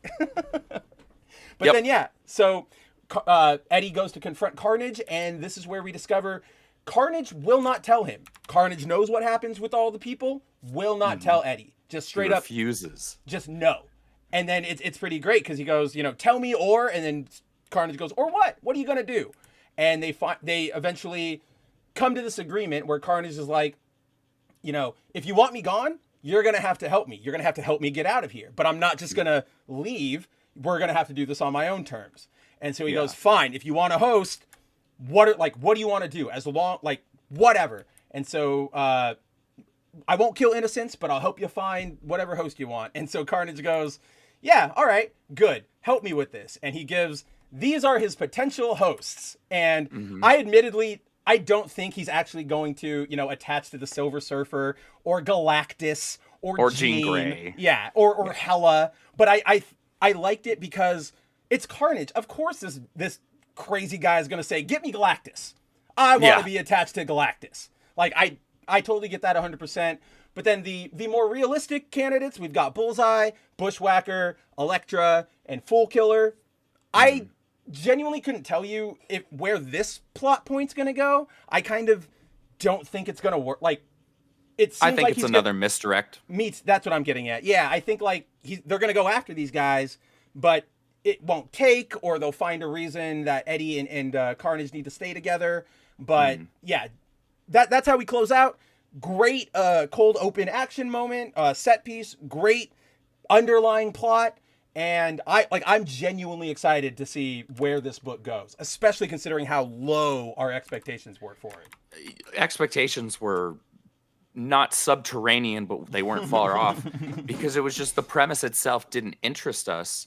initially, or at least on paper, the idea of Eddie Brock as Carnage just didn't interest us. But the setup was fantastic, and then the execution for this first issue was similarly fantastic. And I'm interested. I'm here for it. Let's see where it goes with issue 2, and we'll just I'll take it issue by issue. If by the 3rd issue it's still like really good, if it's still on this level, I'll add it to my box. We have to. I think you and I have been talking about this week. Like, when Andrew and I started getting back into comics, we both got really excited, and we kind of added everything to, or like things we would like. Yeah, we were like, oh, look, that's a creator I like. Give me that book. Oh, I like this character. Put it there. These past 2 weeks, we've come to a realization that we need to cull a lot of books from our pull list. Some just because they're fine. They're just not blowing us away. But others because they are exceptionally bad. Which, on that note, so obviously, guys, with Andrew's voice kind of going, and I just heard it do the going crack like a second ago, where he was like, oh, like I heard it, so I don't want to. I'm trying not to hold him here too long. And as you guys might know, or as Andrew teased, Isom's coming out tomorrow, so he's got to get to bed early for that. So, Andrew, in that my day starts at 4:30 in the morning. Stop saying that. Like, that genuinely physically pains me. Like, you're an hour ahead of me. I go to bed at like 2 or 3, so I will be going to bed literally when you are waking up, and that pains me inside. You know what? No, I'm gonna wait until you wake up, and I'm gonna send you a good morning text like Mary. I'm gonna be like, have a good day at work. But yeah, like it's gonna be fun. I'll have a lot lot of you better load it. Just get that IV drip in there. But dude, I still need to figure the IV drip part out. That's it's legal. You can just go buy one. Who is the government to say what you can and can't do with your coffee? But okay, so we have 40 minutes left in the, before we hit the 2-hour mark, and we kind of don't want to keep you longer than that. We have 3 main X books we wanted to hit. I know Exceptional is going to be the one that probably takes up most of our time. Is there one you want to quick hit, or do you want to try and hit all 3 of them equally? What are you feeling? I think quick hit would be mid-Ks, because not really much happened. It was just kind of there. It was another mid-K, mid-ass X book where, like, it wasn't the most awful thing in the world, but it also wasn't interesting. And it was just kind of, it existed. Yeah, so... It was a book. It was a book, but I will also... when I read it, I told you, like, when I read it, because, I mean... It also felt like it was, like, all over the place in terms of the timeline. Oh, no, it was completely all over the place. And I remember I told you, told you because you weren't replying because you were dead last week, but I was like, X-Men 11. I actually liked that issue, like, surprisingly, but you're right. I went back and I reread it, and I was like, what do I like about it? And I think a lot, similar to Eve Ewing, I think out of nowhere, Jed has a really good handle of Cyclops. Yeah, like, he's got a good handle on Scott. Yeah, but everybody else, Scott. Everyone else, did you notice? Everybody sounded the same in this issue. Everybody was talking all of a sudden randomly in this quippy style that I was like, why does it sound like Joss Whedon wrote this all of a sudden? Thank you. And it was literally everybody. I'm like, what are we doing here? There is an interaction that I'll point out to everybody when we get to it, but you'll know what it is. The magic juggernaut exchange. Like when Scott's like, we're getting ready to go or whatever. Like, we know they've had like banter, and you and I have enjoyed that. We're like, oh, we like the cute little they fun, were playing off each other play earlier. rivalry that you guys have. Like, this is fun. Here it takes it way too much into like MCU quip meme territory. Like, they felt childish, and I was like, we literally have Magic's book where she is like hunting, like saving mutants from being annihilated by a demon, and now she's talking like a Redditor. Like, very odd. I don't know what happened, Jed. But so off of the amazing issue that we got last week with Scott laying his baby arm right out on the table and saying, my wife is going to destroy the planet if you kill me. We open up to more of a not stereotypical, but a typical X issue. We've got Hank talking with one of the mutant recruits, and like I noticed this, all 3 books, right, they have their own team of like new mutants. I like, even though the Exceptional folks are like I hate that book, I care more about, like, I don't care about any of the people here in Alaska. Like, I No. don't care about her. They haven't given us reason to. They really haven't. So I was just like, okay, cool. Netho Diaz, I do like your art, so it was at least nice to see that. But this whole opening, it's just, okay, cool. You're hanging out with the other mutants. They end up deploying, and so I forget, what are they deploying for? They're deploying because Scott's dad is right. The in a spaceship ship crash on its way to... in the beginning, that first page, spaceship crashes, and they're like, oh, we got to go check that out. Who knows what it could be? But so they deploy in that really stupid ship that you and I like hate a lot, which I laughed at this. I didn't realize this until Scott and Quentin talked about it. This is Kitty Pryde's Marauder ship from the Krakoa era. And that makes me laugh because we hate that. Like, we hate that Krakoa era. And of course they had to take this stupid thing and bring it back. So even not knowing, it's like, of course Andrew and I were never going to want like anything to do with this stupid boat. But so then this is the magic thing I was talking about. This is the quippy thing you were talking about. But like, so they're deploying and they're all on the ship, and Juggernaut and Magic are sort of like playing cards, which they have been shown to do in every issue so far. And Juggernaut goes like, hey, so what are we hitting? And Magic goes, and how hard? Kind of, that's standard. That's how we've seen them sort of play right now. And then we get to here, and he's like, we're going to go take down this ship. We got to investigate. It's on a beeline to a destination in Alaska. And then Temper goes, oh, and that I'm assuming that beeline is our base. And Cyclops goes, 20 points to Temper. And he's not being quippy. He's just, we've all been in meetings, right? Like where somebody will say that, like, yep, you got it. 5 Scott has been a teacher before. Right. Yes. He's using teacher speak. Yes, that's the best way to put it. But then Jen McKay takes it too far, and it's just all of a sudden, like, because then you have, 20 points to Temper. And then Magic and Juggernaut both go like, what? There are points? I want points. And it's like, what? You're not super infantile. Yeah, super infantile. You know that, like what he's taught. I don't know. It just felt like Andrew was saying. Everybody feels completely different here, right? Like, and then like for right here, he asks Magic, can you open up a warp? And she goes, what's in it for me? And he goes, 30 points. Sucker, I'd have done it for 20. And it's just like, what are we? Huh? And then like that doesn't feel like a realistic interaction between the two of them. But then we get even weirder where Quentin, he's quippy, but I also kind of expect that from him. He is that smart aleck. He's a jackass. You're not supposed to like him. Yeah, he's a brat. And so down at after all that interaction with Scott and Tempest and Magic and Juggernaut, Quentin goes, "Oh my God, they're making me feel like I'm taking crazy pills, Psylocke." And then Psylocke goes, "I've actually been slipping you crazy pills while you sleep. That and arsenic." And I'm like, not a Psylocke. Like, she doesn't even like Quentin. Like, why is she joking with him? Like, just really, and like Andrew said, this like, if you wanted me to believe in that kind of an interaction between the two of them, then you should have had Quentin be her guy in the chair for her solo book. Oh, that would have been way better instead of the weird, like, non-binary person they have or whatever's going on with that character. That is just this random person that's all of a sudden super brilliant and came up with things that enhance Quannen's psychic pet, which is so stupid. Like, I'm sorry, I don't want to go on. I don't want to go on a rant for this book, but the whole, like, psychically enhanced kunai thing is the dumbest shit in the world. That was literally what I was going to say, because that was... Why does she need that? She doesn't need it. She can make psychic ones. Like... Yeah. You're literally just adding a step. I read that, and I just went, okay, we've lost some part of this plot here. Like, the writer thinks they're doing something cool and cute, and it's like, that's stupid. That's actually stupid and completely unnecessary. And it's not even cool because her generating psychic ones is cooler. Way cooler. You can do way more with that. You can do like cool flash effects and like light streaks. And no, we're just going to do... I do not even understand what it meant. We're just going to make some metal ones glow. Thanks, Alyssa Wong. We were really behind you in the beginning, and we're not going to talk about those first two issues were really good, but the last two have just been... Yeah, we'll probably get into it when Psylocke 5 drops, because I don't think we're dropping it yet, but we're getting, I don't know about this one. Because I'm not far off. Yeah, I'm not either. I think it's just going to be the next one.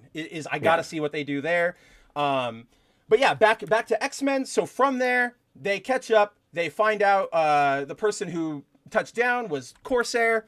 They have this little reunion, and they have.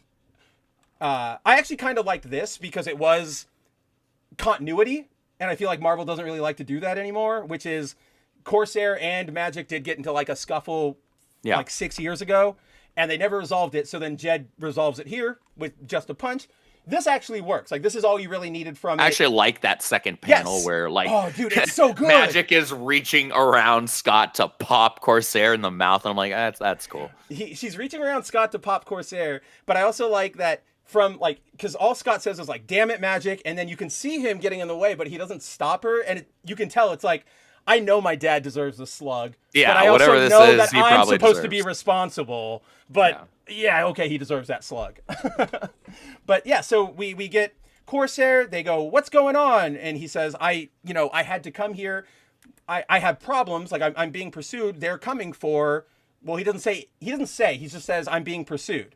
And so the X-Men go into the air and they start fighting this random mystery alien ship.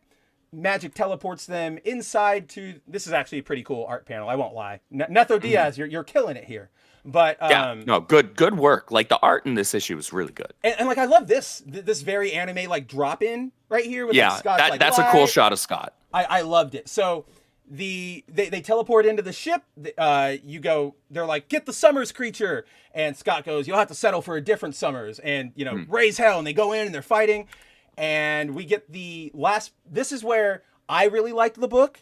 Because we learned that, Corsair said they're after Summers, like they're coming for us. And he goes, damn it. And so when he lands, Scott's like, fine, we're going to go stop him. And Corsair's like, you got to listen to me. He's like, Dad, no, like, I know what you do. You're a rogue. You're a pirate. Like, I'm not, like, just shut up and let us help. And then, Scott teleports into the Turns ship. out they're actually after Scott. And I like that. I think that's what made me like this issue, is because Scott, all of that works for Scott, right? Like, my dad, I don't want to deal with him. I'm going to be the leader. We're going in. And then, not thinking about the fact that, oh, maybe it's a trap for you, man. And just seeing, and then this last panel is just good. Just him like, that's a good panel, yeah. Oh, it's time to go. My guess is that because we are having some big mutant crossover event happening soon, my guess is that this probably has something to do with Phoenix. Oh, okay. Never mind. Phoenix, yes. I thought, and you're going to hate me because as soon as I say this, you're going to go, oh, I'm probably right. Avians, dude.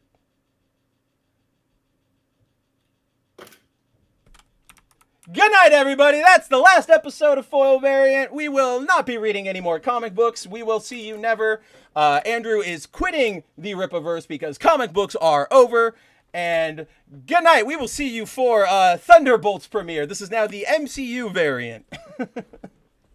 But no, dude, that's I really hate that. I know. I'm really, really worried about that because I really hate that. If you guys remember, the event Andrew was talking about is it's an 8-issue thing, like running through all the X books except I think Phoenix, called X-Manhunt. It has to do with the fallout of what we saw in Uncanny X-Men, where Charles Xavier broke out of the Greymalkin prison, and then the revelation that he, didn't actually kill anybody when he was taking down Orchis, and, what was it? Oh, that he and, like, 4 other mutants are from a special race called the Avians, who are all bald and have psychic powers. And we don't know they've mentioned it once. But that is, like, clearly the concept they're playing on. So I'm really worried that that's going to be some interstellar I don't know, man. Until you said X-Manhunt is next, I genuinely had no idea where they might go with this. And now I'm really worried that it's going to be, this is like a Phoenix situation, right? We're coming for the Summers because he knows the avian on the planet. And then, I'm so worried about at that point, even though it's so played out, I'd rather them tie it back into Phoenix. No, I genuinely wish we could just skip all of, like, just let the Phoenix come. Oh, wait, do you mean like avians or Phoenix? No, I just mean like that be what this event is building towards. Oh, dude, Even though that's played out like a million times over, and we Except- all know how it always ends. But now, admittedly, this is a different Phoenix, and they haven't actually. Jean has a level of control over the Phoenix that she never has. And to that point, like, we haven't seen yet in any of her appearances, because she's shown up in Mid-K a couple times, and then in Phoenix, there's been no, oh, I feel it tugging at me, I'm struggling. Like, at this point, she's like, I know it. I turned you into a fucking star. What do you want from me? So I think something different could happen, and I'm with you. I want all of that to happen, but at the same time, I'm like, thank goodness Phoenix will not touch it. Like Phoenix will not be messed up by this upcoming crossover, which is like, I hope not, because I've been for the most part enjoying that Phoenix solo run. I'm fine with keeping her completely separate and in a pun intended, in a vacuum compared to the rest of the X books, because right now that means that she's the safest in terms of not being screwed up. Yeah, no, she just keep her away. Let I forget her name. Is it Stephanie Phillips? Just let Stephanie Phillips do her thing. Just let her cook. She's cooking just fine.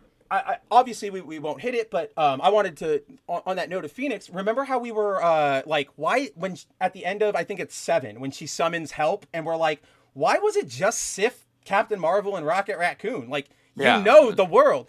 In issue 8, Stephanie Phillips, to her credit, goes like, no, I called you 3 specifically. Like, I didn't send out a blast. I need you for your 3 specific things. And Skill it's like, sets, and I was like, okay, might not agree with that, but hey, okay, you at least gave the full. You at least thought it through. Exactly. So that's where we are with Mid-K X-Men. Again, it really is just mid, and we're kind of just hanging on for the ride, I guess. Yeah. For those occasional Scott moments, I guess is really why we're here. But he'll have some good moments with Scott, and that's usually it. And that's really what we can expect. But if we want good X stories, we can, again, surprisingly go over to Uncanny X-Men, where, at least in my opinion, I think Gail Simone is still killing it. This issue was... This was a good issue. A lot. This was a good issue, though I still hate the artist that we have right now. I do too. I can't stand it. It's holding the book back. Like, yeah, guys, like just take a look at this page, right? Like, it's really real. This feels like a Boom Studios artist, or and there's one particular panel where it's what's her name, the Warden, and was it Trask? No, not Trask. No, it's Trask. It's one of the Trasks. Okay. Yeah. Yeah, it's him, and then another scientist or whatever, and it's the positioning is all over the place. Like, how are they standing this way? Like, they're all in the exact same plane. Yeah. It made me want to tear my eyeballs out. So it was so bad. This one right here, where they're like battling. No, it's not that one. Oh, it's not this one? Not that one. Well, no, it's okay. a vertical. Well, it's a vertical panel. When we get there, I'll point it out. Okay, because this is the one that stands out to me, because, and when you said plane, I thought that's why you were talking about this, because look at, like, Trask isn't, like, they're looking in the same direction, but Trask is, like, in the foreground, and the Warden's in the back, so they're, like, looking past each other. Mm-hmm.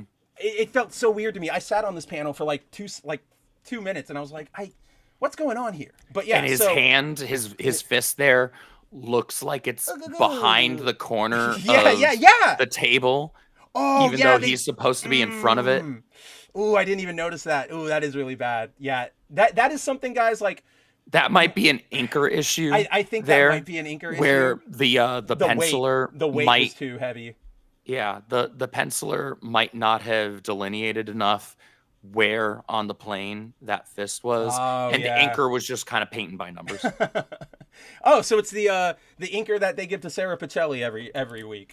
Yeah.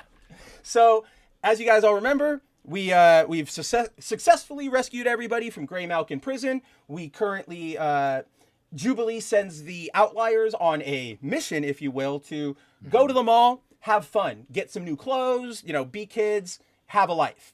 And so that is, and then if you remember, that shopping trip gets interrupted by the introduction, as you saw on the cover, of the Sentinel dogs who are hunting them down, and that is where the kids are, as we ended last issue.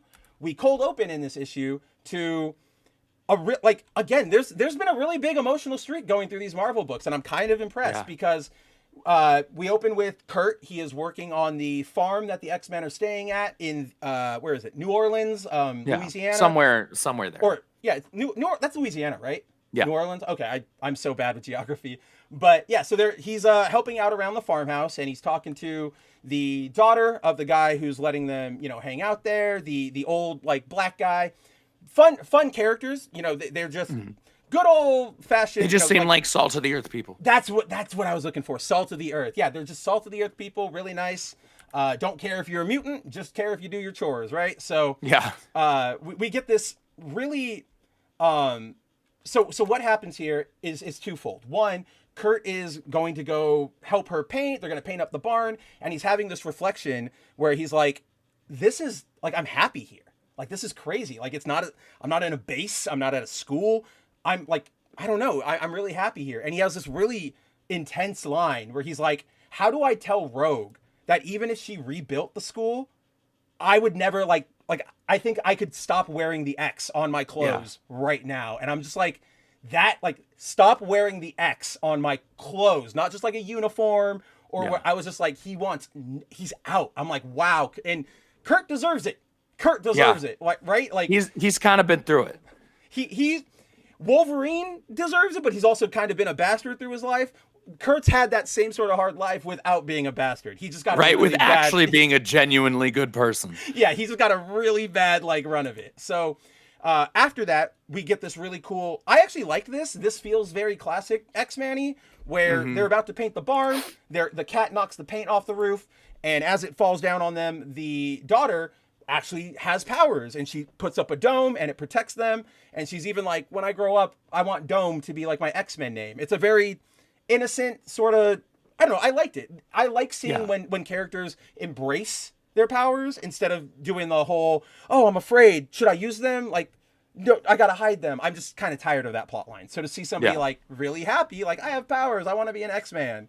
And then we get another super emotional scene where, if you guys remember issue 2 or 3 or something, when Kurt and Jubilee went into town to get some supplies, when Jubilee gets kidnapped by the Grey Malkin prison people, Kurt has, it's one of the scenes we really like from that issue, where a truck, like its brakes fail and it's just barreling down the road, and Kurt ends up saving a young girl from being completely run over by a truck.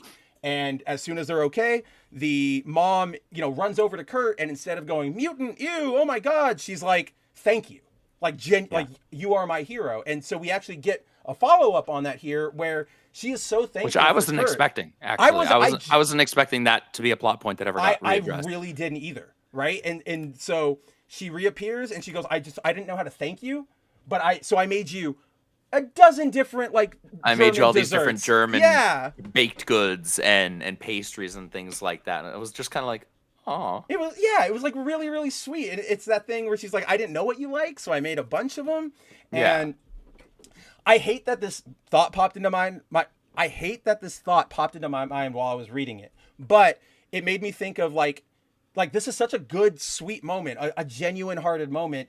I think of all the people out there who would be like, oh, you don't know how German he is. You can't just don't be so stereotypical and think that he likes German, right? And I'm just like, I hate that I thought that, but I'm also like, I'm glad that this is how the real world works, right? Like this is how it works. Actual nice people who aren't worried about their own social standing and front-facing morality, that mask that they put on to pretend like they're moral and empathetic people. Normal people would do just something like this as just a genuine gesture of gratitude. And I also like, because the mom's whole segment, 2 pages, and then she she kisses Kurt on the hand as a thank you, and then leaves. She's like, he's got work to do, let's go. I don't know how it's gonna go, but I kind of like, at least what it seems like right now, that she's not like a romantic thing, right? I like that it was just genuinely, I want to thank you. Thank you. So yeah, we get that emotional moment with Kurt, but then we get a hard, I forgot what like Forgot happened that last the kid week. looked like Yeah. he got shredded. So to like smithereens. I'm reading this part with Kurt, and I'm like, my heartstrings are being tugged, and I'm like, oh look, the little girl, she's cute, she's gonna be an X-Man, and then and I'm just like, oh right, Sentinel dogs. Let's get back into this.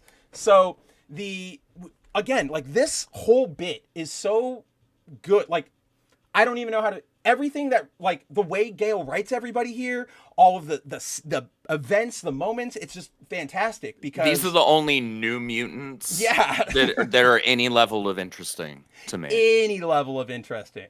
So, yeah, the Sentinel dogs are here, and what they sort of break into, jobs. And so Jitter uses her 30-second ability to, like, recall any skill, but remember, it's only once. So she does it to recall the skills of a combat medic.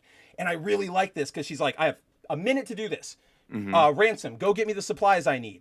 And he runs and he gets it. And she's like, hurry, let's go. And she starts opening. I think she has to like, what's that thing where you like drain like the blood from your chest or whatever? I forget what it's called, but yeah. I know But that's what she's got to do. And so she rips open and she's ready to go. She's got the needle.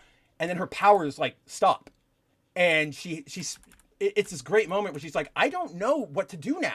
Like, I'm done. And then Ransom is there and he's like, you do.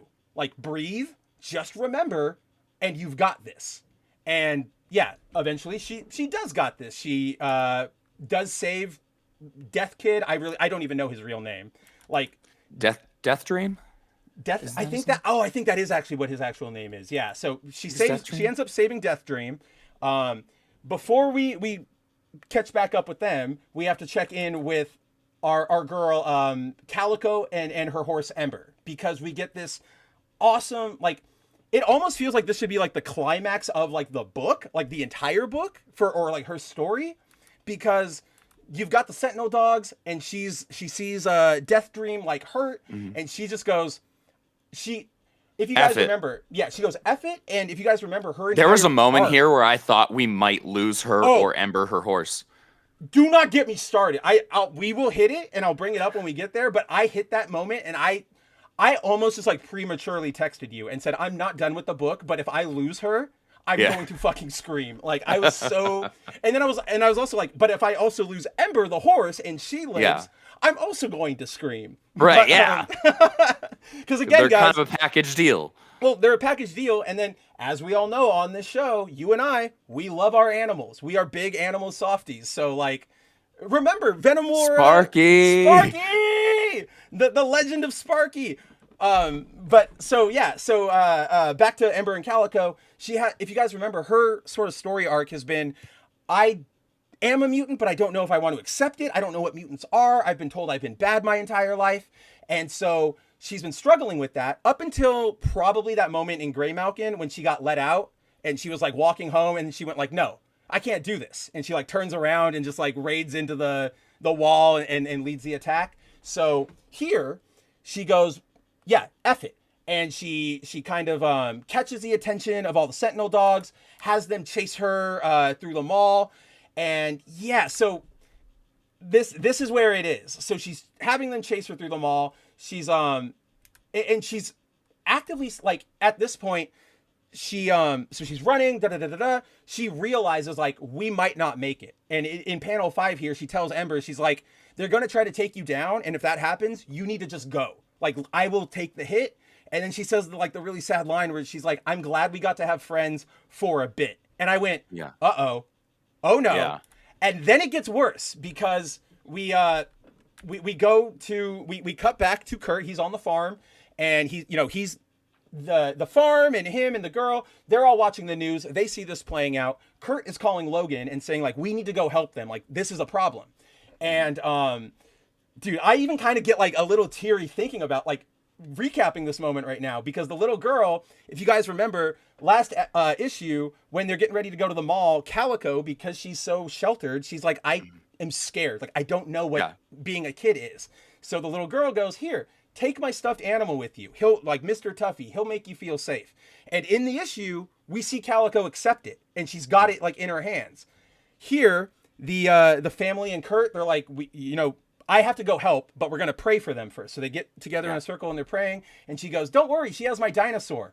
and we see it literally on the her. dinosaurs. Yeah. This is the inside moment, room. and this is where I was like, no. I was so scared seeing the dinosaur on that end table. I was. It was a fake out, but it was a great fake out. Oh, it was a genuinely good fake out, and yeah. So then she rushes out, and she sort of has this amazing last stand sort of moment. She's just letting her powers out. She's trying to save Ember. She's trying to save everybody, and at the last second, we get Ransom. She even says goodbye. She's like, I'm sorry I wasn't good enough. We are going to die. Goodbye. And then Ransom goes, not today. And just he flies in like a them. G. Dude, I like these kids. I wish the art was better, but like that panel itself is good. Oh yeah. If this was Marquez, this would be one. We might have even put this in the thumbnail, but not with this art style. But yeah, if it was Ransom, Marquez, absolutely. But then we get another twist, which like, as soon as it happened, I went, oh, of course. But I was also sort of surprised. Ransom comes in, smacks one of them off of Calico, and the way he hits it, it breaks its programming, and it starts going for the civilians instead of just mutants. And so the kids, they all sort of, let's get this. Like, we're going to have to go save them. Let's regroup. And at that moment, we get Logan and Jubilee. They're here. They are ready to fight. And then so is Kurt. So we just get this really awesome kind of drag down fight with everybody, and then we actually have Death Dream saving the day in a way. Gale's using their powers in really unique, special ways that doesn't make it feel just generic. Like you could because we learned in that last issue, it was the last issue I think, where we learned that the Sentinel dogs are actually like altered dogs and whatnot, like taking strays off the street, which has messed the hell up. And is that Spark? Oh shit! Oh no! No! Shit! Okay, guys, this revelation. Hold on, quick everything interjection. stops. Yeah. Quick interjection. Longtime viewers of the show might know this running bit that we have, but on the cover of, or in the covers, in the books throughout Uncanny X-Men, there has been this missing dog posters. Yeah, and you can see it right here. It's on the bottom of the page. Lost dog, Sparky. And both of us have sort of been like, oh, Sparky. And then we kind of gave more attention to it when Sparky was the dog that got venomized over in Venom War. And we were like, is that it? And it wasn't. After Venom War, we started seeing more and more references. Now I'm worried that, and you and I have both been like, I hope we get a good resolution to Sparky's story. Let's see what happens. I wonder if he's going to be like the initial dog they kidnapped or something. And now, like, I'm genuinely upset. So like, messed up. I'm so upset at like that idea, and it literally just came to me. It makes sense though. I know that's the problem. It sounds viable. It does. Yeah, unless it's another misdirect. Ooh, and you know what? With Gale, so it's another misdirect, and then we end up we do see Sparky, like Sparky himself lives or at whatever. The end. Like maybe Sparky is like the warden's dog or whatever, and she actually like take cares of it. And then when they beat her, Jubilee's dog. I don't know, but something like that. So let Sparky be okay. Sparky, but yeah. So we get Wolverine, Jubilee, Nightcrawler show up to save the day. Death Dream actually puts an end to everything by going, oh, they're organic as well. I can just sort of like, put them at rest. And I actually like that because he kills them and he's like, go in peace, hounds. May you have endless tennis balls and sausages. And then all dogs go to heaven. Oh, I love that movie. Yeah. What movie? There's a dead dog movie? Like, yeah, I like that little exchange between the two of them. Yeah. And then there's this great moment right here where, if you guys remember, Ransom and Wolverine have sort of had this like coach, athlete, like mentor relationship. And here Logan goes up to him. He's like, you did great, kid. And Ransom goes like, thanks, but don't call me kid anymore. And Logan goes, you got it, bub. And I was just like, aw, that's awesome. Like that is, you're in, like you are an X-Men now. And then much to the chagrin of Graymalkin, because the X-Men saved a bunch of people from robot dogs, they're wound up looking like heroes. Yeah, they're all like giant heroes. And there's the panel right there, panel 1. Oh, okay. Oh, yeah. I know. Yep. Let's bring that in. because it is so bad. It's probably as much center as we're probably going to be able to get it in that first panel. But I don't know how they look like they're standing on a wall. They look like they're standing, because here's the problem. The guard and the scientist, their feet are sort of positioned in the right way to indicate like sloping angle that they're walking down a hallway. But like you were saying earlier, Karina or whatever her name is, she looks like she's just put there. So she's on the plane without sort of any care to where she looks like she was pasted there after the fact, because they were like, we're missing a character in this panel. Yeah, it feels like when we were kids or whatever, you would get like sticker books and they'd be like, make a scene, and you would just like randomly throw them and you're like, look, Spider-Man's fighting Hulk, even though not even close. That's genuinely what this felt like. And again, this artist is just, like Timon said, he looks like a cutout. He's not the business. He's not great. I really, really want Marquez back, or at the very least, a change. Just this looks like art that should be in kind of one of those gritty, like deliberately not realistic and flashy, more indie books. Yep. Where it's going for a deliberate look and style. Like I can picture this actually working there. But it's 100%. being placed in a book which not only would you expect to have more of a house style, but we've seen it already did have a house style because we had Marquez. And right? So you can't follow up Marquez with this and expect people to not have issues with it. Yeah, because like you just can't do that. This is like in the Sonic the Hedgehog comics and going from like Stephen Butler or Don Best or Jay Axler, and all of a sudden now you got Ron Lim, and his art is just ass and a half. What, you don't like the giant like one white eye with the big and the arms going down to his freaking socks?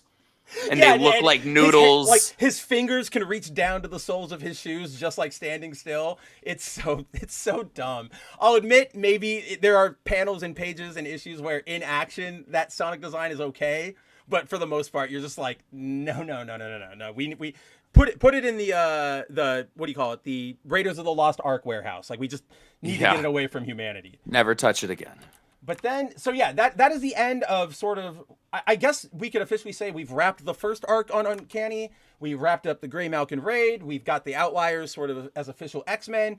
So that's where we are now. We then get an epilogue, which, okay, I know on my end, I really liked this. I really like the designs for both of them here, or I guess it's not designs, but their outfits, right? Like like you could clearly tell, like they went out on a date. They went out on the town. And it feels very them. Right? Yeah. Like I can definitely see, even though it's a little gaudy, I think that works for Gambit because that's who Gambit is. Yeah. He would want to look flashy. Yeah. So basically what we get here, guys, is it's a really sweet little scene where they've gone out on a date. They've seen a show. They start kissing. Rogue is like, take me now, like ravish me. And then we see this tease of an arm that says like, I'm coming to get you, blah, blah, blah. No idea who we have no idea who this is. I can't even begin to say who that might be, right? It could be 4,000. It could be a brand new character. It could be, knowing Marvel, it could be the fucking Abomination at this point. Like coming idea. After Remy of all people. Right. But so on my end, I really liked the scene. It felt like very natural. It felt very loving. It felt, again, Gale has a really good hold on both of their voices. But I want to turn the microphone over to you because I know these two are not only like two of your favorite X-Men, you love like the relationship. So what did you like? Did you like this end bar? Like how did it for you? I loved it. I thought it was a really good epilogue for this arc. And it was something that kind of felt like was needed too, because, you know, from Jump, like from issue 1, like Remy and Marie have been like constantly pulled in two different directions in terms of like, she's having to protect the kids over here, he's having to protect the kids over here. Oh, I didn't even think about that. Yeah. And so they haven't had any of this time to themselves, right? And so now they finally get that moment.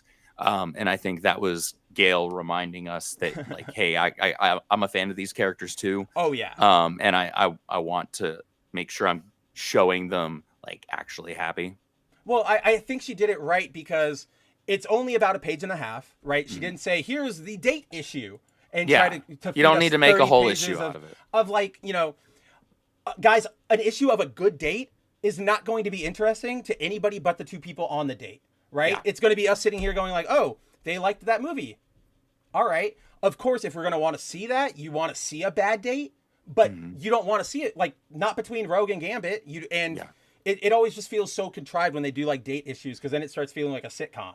And so I think by limiting it like that, and then also, like, she let it have an ending. It didn't get interrupted. They didn't have to go fight. There was no, they don't know that, Remy is secretly dying or something. Yeah. It's just, it is a date and they're in love and having fun. So yeah, I'm right. I think Gail knows how much to give us of that. Yeah. And does it really, really well. I'm still really on board with this book. I love, again, Gail nails all of these characters like to a T. Unfortunately, there's this little bit here down at the bottom that makes me very not excited for where we head next. Oh, yeah, X-Men. Oh, whoops, I went way too far in. But yeah, X-Manhunt is coming up next. Not excited about that at all. I'm still on board for this book. It's at this point, this is the one that has like the best goodwill with me. And I'm like always excited to read it. So good on you, Gail. I'm still excited for the story, despite the fact that we changed artists, and I'm not happy about it. I read something where like, oh yeah, Tom Brevoort said it in his one of his most recent like blog posts, because somebody asked like, how do you do writer or artist assignments, whatever. I noticed it Uncanny, blah blah blah, and he said, I think it's like this artist or maybe a artist might be this one, and Marquez are now sharing time on the book, which is like, okay, maybe, but also you're doing the thing we always that DC does, where you brought him in for admittedly a little longer, like 7 issues, and then you say, all right, you're out of here. Like, but I'm here for that. Like, I'm here for Marquez. That's part of the storytelling here. Yeah. Like, I tell you. Well, it also, the art, Marquez's art was one of the initial sells for me. Oh, same here. And I think it makes the book work even more, because I tell you this all the time. The way Marquez draws, he's really good at subtlety. Very small little, things to the eye or the shift in a shoulder. Most he does the same. He does the same thing that like Dan Morrow does over at DC. Bingo. Right? He's able to utilize those little subtleties in expressions and stuff. And not a lot of artists will do that. And if they do, it's because the artist already has like a super detailed style. Yep. And at that point, it doesn't come across as subtle. You're seeing more of it because it's just more detailed. Yes, exactly. That's a really good way to put it. But yeah, with Marquez, I always think that subtlety works with Gail's writing really well to sell a lot of like the setting, the scene, the emotion. And so, yeah, I'm going to miss him, but I'm hearing your voice go very, very rapidly at this point. I know we are at our marker. Let's just get into it. I know maybe with your voice being torn, it'll keep us on track. But guys, we are finally here.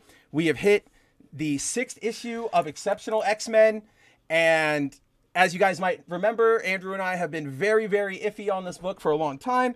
Andrew has been debating whether or not to actually drop it, and I think we've finally gotten to the point where we have to drop this book, because it gave me, this issue was their opportunity to like bring it around and give me a reason to stick around.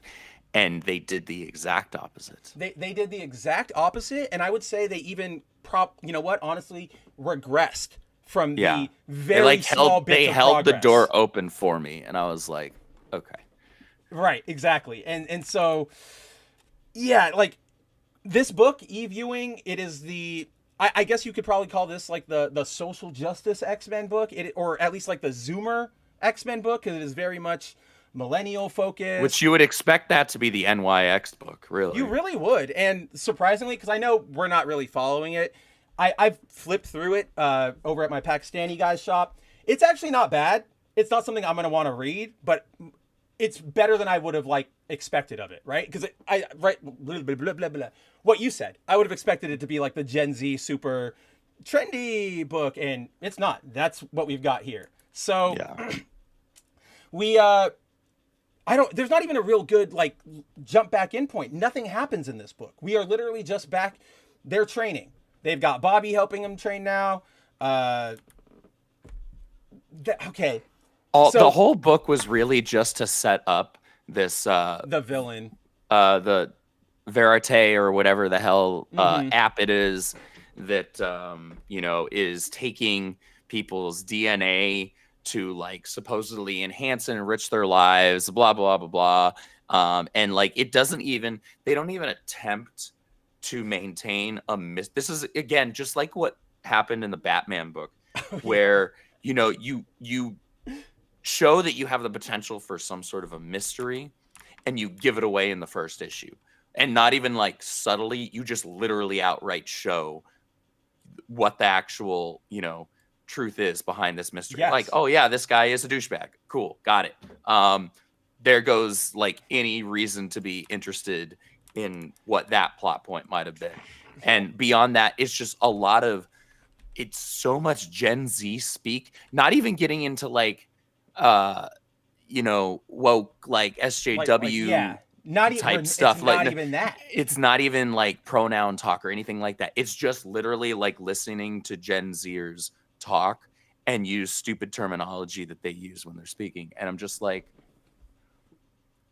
what are we doing here? Like, I get these are teenagers, but you don't have to make them sound like that. Go look because I can promise you those aren't the people who are buying the book.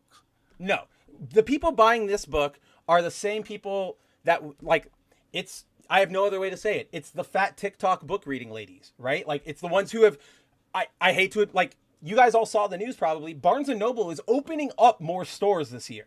Like crazy. And it's on the backs of all of the Tumblr, Reddit, YA romance novel like that. They all buy books still.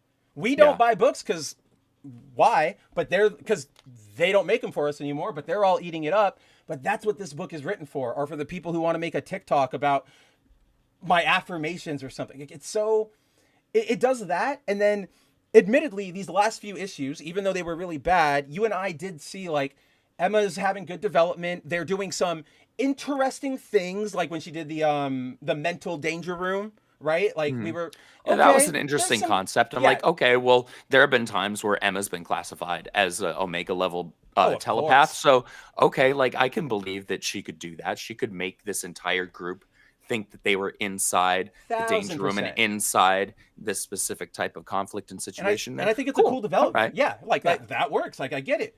But then this issue, they kind of like I said, they regress. They throw sort of the incremental progress they made. They throw it out for Gen Z joking, but not even like we know Gen Z joking. I feel like okay, no, it wasn't you. Cider and I were talking about this the other week, right? Like Gen Z humor is very abstract, right? Like you used to have memes that if it was like a picture of a shopping cart, it would have the text on it that's like that feel when the shopping cart doesn't have like a working wheel or whatever. And everybody goes, oh yeah, we get it. Nowadays, that sort of sentiment would be somebody would just go, I hate this shit. And they would post a picture of like a shopping cart with Arnold Schwarzenegger's face edited onto one of the wheels, right?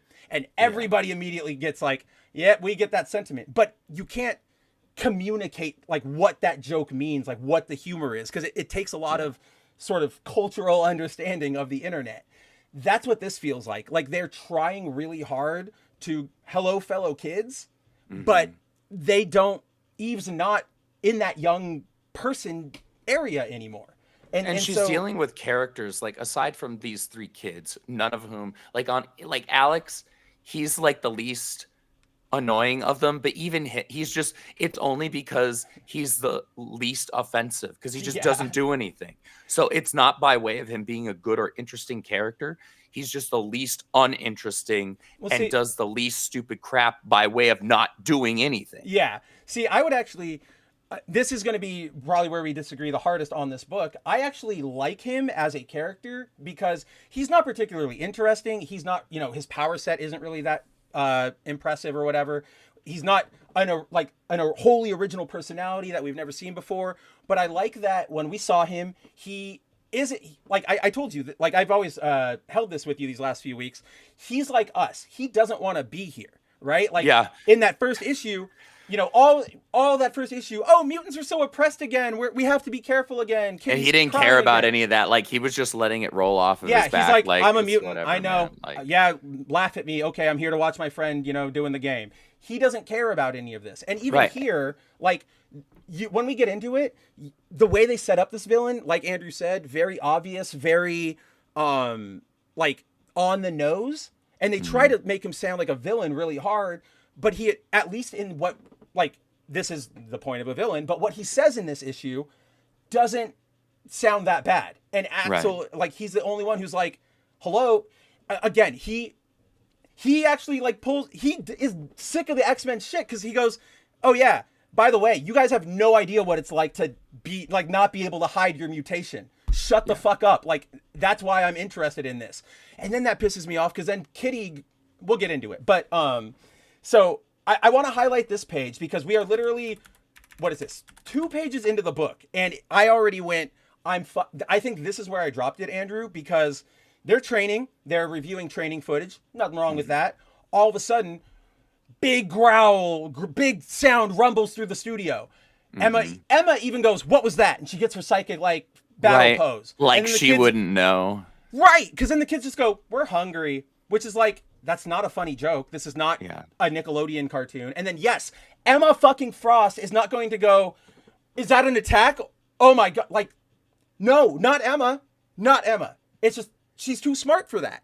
She's a psychic. All of the 3 main X books that, like, pitched and presented as having, like, a designated leader, Scott being the leader to Mid-K's book, Rogue kind of being in a shared leadership position in Uncanny with Gale, and then Emma here, this is the only one where it has not even once felt like she is the leader, or she is even of remote importance. You're muted. No, that's the exact hit. She's not of remote importance, like, at all. It's at the point where it's like, so cool, I love Emma, but why is she even here? Why you're not doing anything with her? You're not doing like anything? You could remove her from this book, and what changes? Okay, so they don't have that danger room scene. Okay, so not much changes. Oh, they don't get new suits. That's the other thing I was gonna say. It's new suits that they've yet to wear, and we haven't seen beyond. Actually, Andrew, they're wearing them here. But did you notice that? I noticed this when I was reading it. They're wearing it here. They're wearing them, like, underneath their stupid like sweaters. They have workout and crap. clothes on. What's the point of having them? I don't fucking know. I don't know. That's what, like, we're talking about here. This book is just, that's how Gen Zers would dress, I guess. But you guys have battle outfits on. Like, you don't need that kind of workout outfit. So from there, we get a little bit of character development where the kids basically say, like, we're starting to bring food. Emma goes, why? I was paying for everything. And admittedly, I'm kind of here with them on this one. The kids were like, yeah, but you're our teacher, and it's weird for you to, like, for us to be completely dependent on you. So we want a little bit of independence. And I was like, okay, I get that. Not bad. But now this is the end of Emma. This is literally the end of Emma in this issue. I think she has, like, one more line, but now gone. Oh yeah. So, like, they talk about it. Then they talk about, like, oh, you know what'll help? You guys should get jobs. And then, oh yeah, this is what made me mad too. Cause okay, you know where I think you know where I'm going to go with this, but the kids, like, Emma is trying to lead them, and she's like, what the hell are you guys doing? But then she doesn't put her foot down at all. Like, she lets Kitty drive, which is so weird, because right here, she's like, why are you guys trying to be independent? Like, that's so stupid. And then Kitty goes like, oh yeah, you know what? If you guys want jobs, that would be great. You should all get jobs. And Emma's like, they don't need jobs. They're mutants. They don't like, need more responsibility right now. But then on top of that, there's the stupid hypocrisy here where they're like, no, it's weird for you to have like your hand in everything, like we should be able to do things on our own. But then all of a sudden they flip around, and the second this chick walks in, whose name I don't remember, and offers them all jobs, immediately all of a sudden, oh, so like you just didn't want it handed to you from Emma, but you were cool with having it handed to you from her. And I also hated the fact that, like, what sitcom level convenience of writing is this? Oh, right. We need jobs. We specifically need 3 jobs for teenagers. And you Who's know gonna do what? that? I didn't even have to turn the page either to know what kind of job it was. I was like, watch, this is going to be some bullshit, useless intern. These are the type of people that, however you feel about them, these are the type of people that day one, when Elon walked into Twitter, he was like, nah, He's like, you're "Get useless. out." You're Yeah, literally yeah. just sitting around on your thumbs all day, taking meetings on your cell phone while you're scrolling on Twitter and not actually doing any work. That's exactly, and I like even was picturing, like, it doesn't even have to be Twitter and Elon, like No, insert any like anywhere. big tech company that has like some new gen work environment where it's like, oh, everybody's super lovey-dovey and we all work in this open space. Like, yeah, and what is that, we- like, TikTok we- trend? Like, a day in the life of, like, a Google whatever. Yeah, And they're it's like, we've all got like we walk into there with our yoga Yeah, mats yeah, underneath yeah. our like right. That was the exact type of thing that I was like, that's probably the places they're going to walk into. And Well- the second you turn the page, I was like, oh, look at that. How about that? I was but right. then they also reward them for that sort of mentality. I want to get into it, but before we do, just quick note. You and I were talking about this earlier, but this is sort of that Gen Z thing we're talking about, right? Where, like, look, if you guys can see, we're showing up for work. Alex in the back, he's green skinned, sure, but he's at least got his like hair combed, it's down. He's got a nice turtleneck, a jacket, dress shoes. Bronze, I think her name is. Like, yes, she has some pink tights on, but she's also way younger, and also at least she's got like a nice blouse on. That can look professional if you're sitting. She's dressed a little goofy for my taste, but she's like, contrast that with how what's her name is Whatever dressed her over name here. is. Right, Like, which is- what even is that? That is the Like, you look like a bum. That's what like Gen Z thinks would be cool. Like, I'm one of those people who's like, you should always be able to express yourself. You should be free to be yourself, do whatever. But there's also decorum for certain places, right? Like if you accepted a job, you are also accepting Bingo. the terms of that employment, which are to present yourself in such a way that properly represents and professionally represents your employer and your place of employment. But instead, she's just, okay, I got the dress shirt and the vest, and then shorts. Like to me, that's the most Shorts, and egregious then the part. vest is like the shirt's not tucked in or It's anything. not tucked in at like, all. It's not even there's buttoned all the way nothing- down. It's just Yeah, she's just got sneakers on, and it's just like, if somebody, when I was running GameStops, if I had an employee walk in dressed like that, I would have said, I don't care if it's your car, I don't care if it's home, I don't care if you got to walk across the parking lot to Target and pick up something. You change. Yeah, you go get a black shirt. I have no bullshit. I have sent people home for how they showed up to work before, and I was fairly lenient at yeah, work it's you, too. of Like, course. it's GameStop. I'm not expecting everybody to come in a 3-piece suit or even dress slacks and a button down. No, if you are wearing maybe not like, shorts.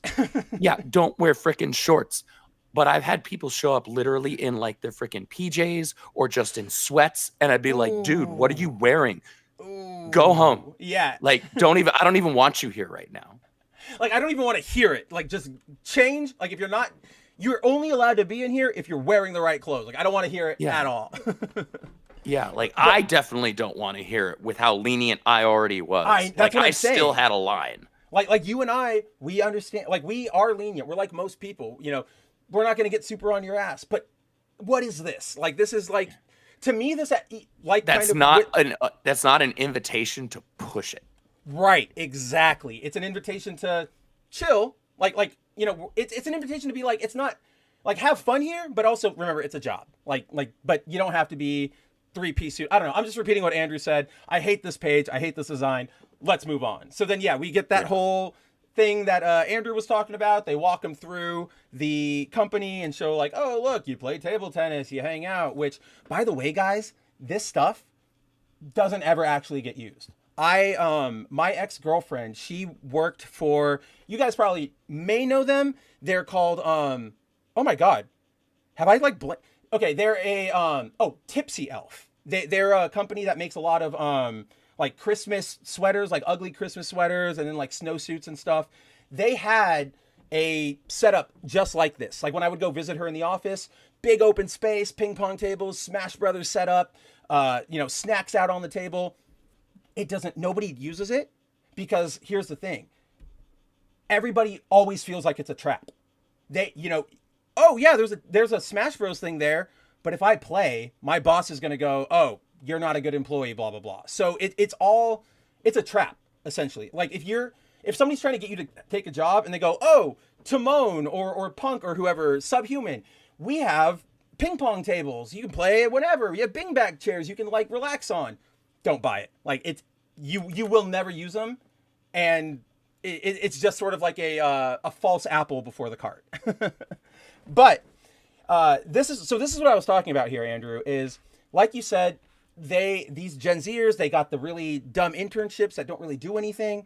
And to emphasize that, their first duty here, or at least the first one we see, is they're about to help Pretty pitch or like meet with some client to, I don't even know what their company does.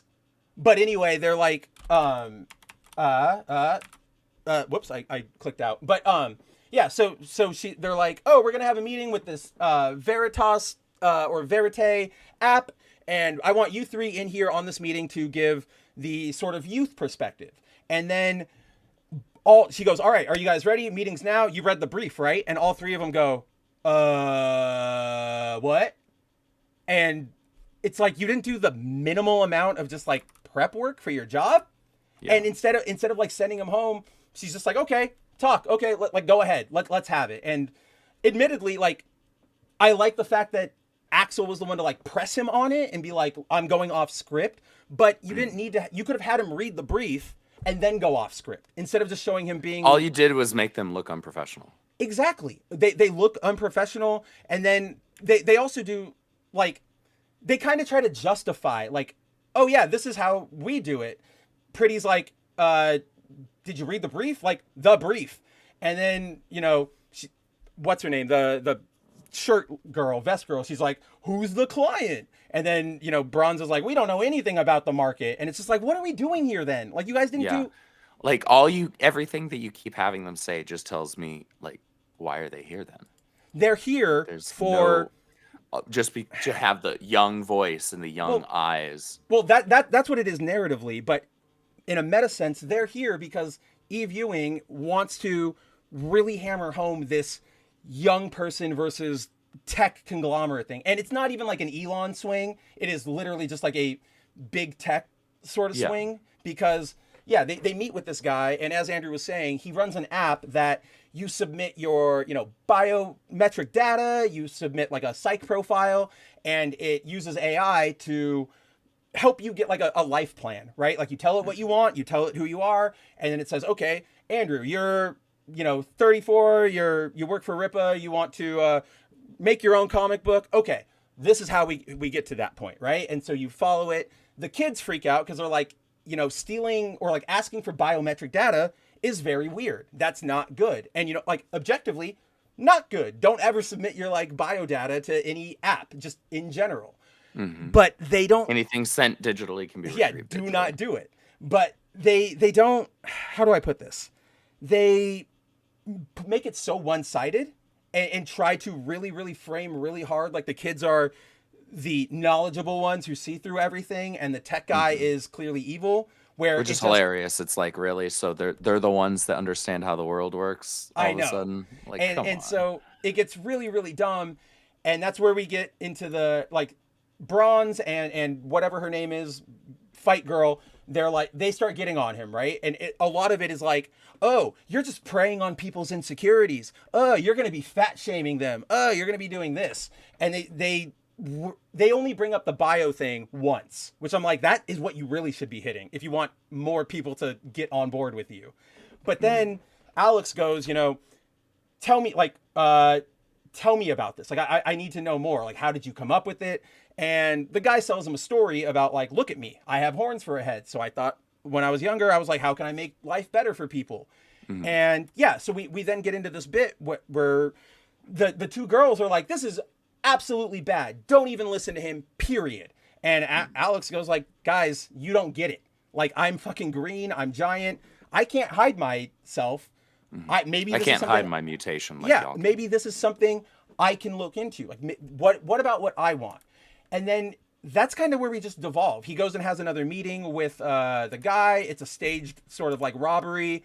that helps the guy convince Alex to join his side. But which was the scene that like you could have left that page out really and maintained the mystery.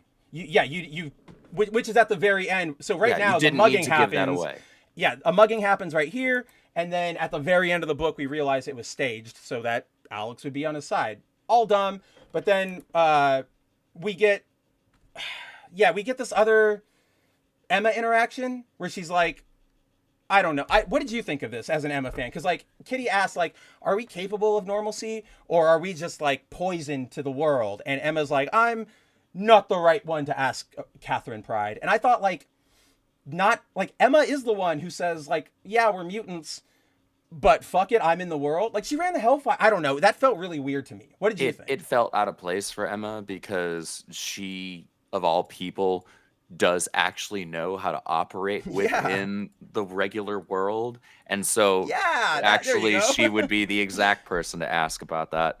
And Catherine Pryde. She would say, yes, we are capable of normalcy. And this is another, like, just part of like what this book has been doing, like for the entirety of the run so far, which is like, I don't give a crap about all of these different girls that Kat is trying to date, and like all of a sudden I'm supposed to care. Like I agree with you. I do not care about Kitty's love life at all, but hilariously, and I actually had to go back and double check this. They're not different girls. This is the same girl from issue 1. They just don't ever talk about her. So when she shows up like this, it feels random. Different. But that's the thing. They don't give her any attention. They don't show her. We haven't seen her. Remember, it was just through the text, like, are we going to meet at the venue? So this is actually supposed to be her. And that's why, like, I got to this and I'm like, she's inviting her to like her grandma's birthday and they're kissing and like, who the hell even is this? Yeah. I was like, where did this development happen? And I knew it didn't. And that was a moment of just like, this book is like, we're done here. Like, this is just completely stupid at this point. But then, so then we have that really dumb exchange between Emma and Kitty. Then we have the kids come back and then they talk to them about the whole situation. And this is what bugs me too. Kitty gets on Alex's case about it, right? Like he's saying like, it's hard for me to hide. I want to look. And she, being a teenage mutant, knowing people like Glob Herman or fucking Beast or Beak, right? Like she knows she's not stupid. And yet she just goes, there's nothing bad about being a mutant. You should be a really proud mutant. And it's like, can we not, honest to God, this is not a political show and I don't mean to turn it that way, but this is really, it's a perfect encapsulation of how the Democrats have been for the last like 8 years, right? Where somebody says, I'm on your side, but I also slightly disagree here. Can we maybe talk about this? And instead of engaging with them and saying, why do you like Andrew Tate or whatever? They just go, you're the fucking worst, get rid of him. And that doesn't help anybody. And most of the time, all of us go, the guy was just, he needed somebody to talk to. Like, what is wrong with you? So, it's really, all of this is stupid. And that's why I like Alex, because he's the only one who's like, I'm not playing into the X bullshit from Marvel editorial. Like, he literally feels like a living, breathing X character who is getting, like, tossed around by writers. And he's just like, leave me the hell alone. Like, I don't... Leave me out of your bullshit. Leave me out of your bullshit. And then, guys, this is that last page where they just straight up reveal that the guy is lying to Alex and manipulating him. And that's it. This is where we end the book, with Alex being on this weird out with the rest of the team. We're 6 issues in and nothing has happened. Yeah, that was going to be my, like, end statement is 6 issues... Nothing has happened. We've regressed to the point we gave this book longer than it deserved. We gave this way longer. Like, intellectually honest comic book talk, we take that to heart, and we gave this an honest shot. It's not good. I was just over here hoping and praying that the next issue would give me something worthwhile with Emma, and it never did. And so now my only light of hope is that this supposed mini that she's going to be getting ends up being something decent. Which, like, to your point earlier, it's also a bummer because like, if we look at the chemistry from all the other 2 teams, I think she could have really good fits in there. Imagine an Emma trying to, she knows what the situation is, and she's not going to be completely like, why are we here? But Emma in Louisiana in hiding out. I was going to say, put her in that situation.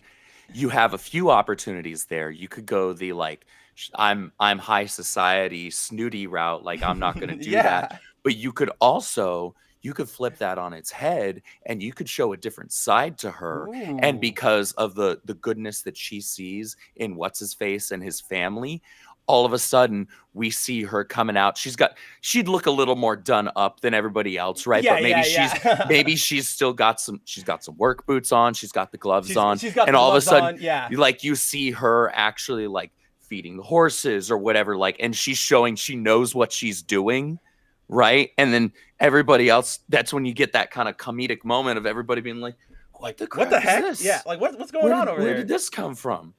And she's like, I was a debutante, right? Like I know horses or something. or even just like I wasn't always, running the Hellfire Club. That right? Would be good too. I like that. I know how to get my hands dirty in more ways than one. I also like the idea of because you bring this up a lot, and I always forget this aspect of Emma's character, but like her early life was not easy. She really did have to fight and struggle and get by to get to the Hellfire Club and get to her position, all that. So I could even see her in her way being like, yes, it's hot and there's flies and I hate it here, but these guys, like this family is doing what they need to do to get by and survive. She would have mad respect for that. Mm-hmm. And I'd be far more interested in seeing her interact with those kids than these kids, which she does nothing with. Interact with those kids, you could have a really interesting, maybe not pure mother-daughter sort of dynamic, but like that element of it between her and Rogue, like one. Well, no, not just her and Rogue. Oh, her and Calico. Oh, Calico. Oh, dude, no! Now I want that more than anything, and now I'm sad that's not what we're getting. Calico comes from money. Yes. And she was sheltered as crap. Emma would understand. Girl. Emma would understand Calico like nobody else. I want that so bad, and I know that would almost be a mother-daughter type of relationship, or like a pseudo one where like Emma, like if we were getting soft Emma, which is a thing, if we were getting softer Emma when she's being very maternal, like she would kind of take the place there of Calico's, biological mother, who is a psychotic, like cultist, basically. And so she could show her, the better side of that. And so I think that's a missed opportunity, unfortunately. If something happens along that lines in the coming years, because obviously they're not doing that now, but there's always the opportunity. Jonathan Hickman gets inspired and says, give me those two characters or something. If that ever happens, you guys will, this entire layout will be different. We will have a different theme for the show for all of those issues. Like, it's your girl teaming up with my, not waifu, but, daughter foo, right? That's our book. We need it. Yeah, exactly. But yeah, guys, we're done with Exceptional X-Men.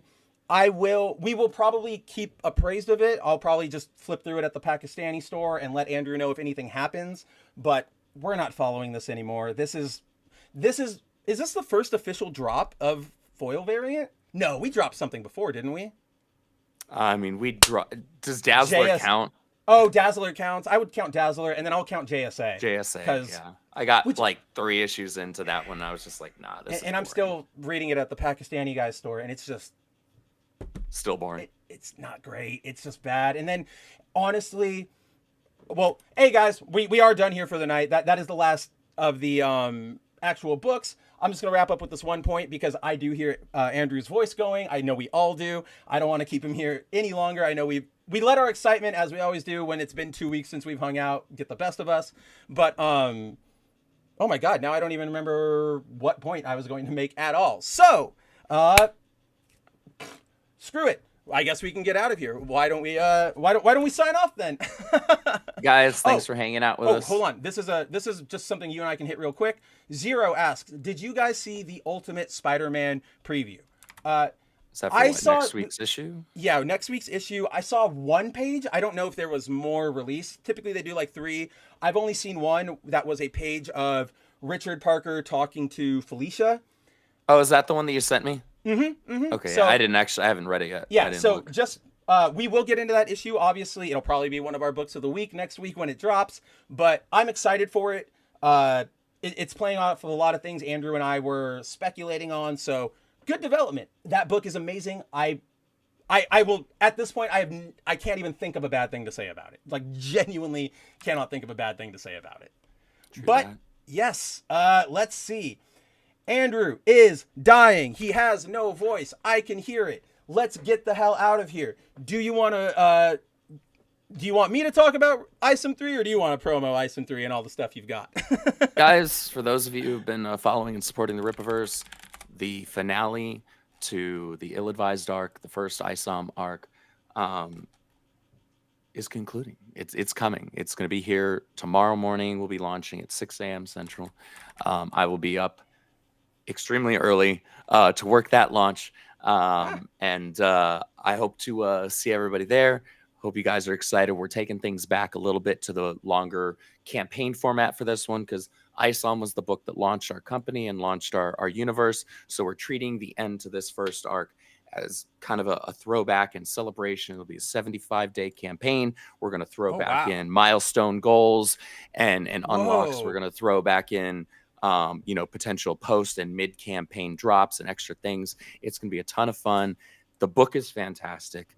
The merch that we have alongside it is fantastic. I think it's going to be a ton of fun. I think that a lot of people have been waiting and begging us every single time we make a new announcement. They're like, that's awesome, but where's ISOM 3? I do now see we're that, actually finally giving you ISOM 3. So I hope to see you guys there. And I wish I could show you guys all the cool pre-orders, all the covers, but it's coming tomorrow, so you'll just have to wake your asses up, get onto the Rippaverse website, place your order, remember your full phone number, and enjoy ISOM number 3. Also, don't forget, guys, as you have seen through the cycling here, Art of Will Conrad is still up, the 2025 calendar is still up, Great War of Separation is still up for pre-order, and Rippazine number 3. I have this weird affinity for Rippazine number 3, and I always want to talk about it because it's got the new space hero guy or villain guy that I just really like his design because you guys went and didn't make him just like a human. You know what I mean? Like it's just you messed with his face, and I like it. So that's what Andrew's got going on. Here's an easy thing so that you don't have to speak a lot. Yes, no. Are you going to be having your Saturday stream and your community night stream? This week, provided my voice recovers over tomorrow, which thankfully I shouldn't necessarily need to do a lot of talking tomorrow, provided that, because if my voice is still like this, I'm not going to do my streams, or at least I'm not going to do my Saturday one, and then I'll do kind of a temperature check and see how I am for Sunday. But I know I've skipped like the last 3 weeks of my streams. So provided my voice is at least mostly back, yes, I will be having my streams. Nice. Yeah. No, again, we miss you, but if you're not feeling it, nobody's going to think otherwise. We want you to recover so that you can be in full fighting form for both Rippaverse and the forthcoming trash that we will probably read this year.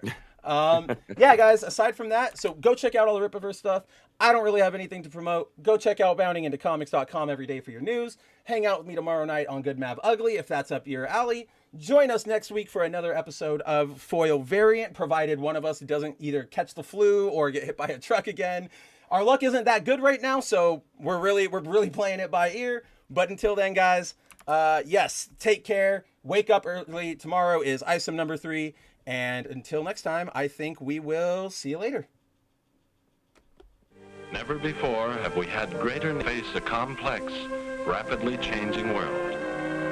Think of it a moment. It is a world in which supersonic speeds are commonplace. It is a world that has seen the coming of the atomic bomb. It has seen the rise of the total state, the dictator, and the mass man. It is a world of new sensations, new excitements, new distractions. So much to be learned by so many in so little time. And I suppose you're here with no agenda, as per usual? On the contrary, I'm here for comics.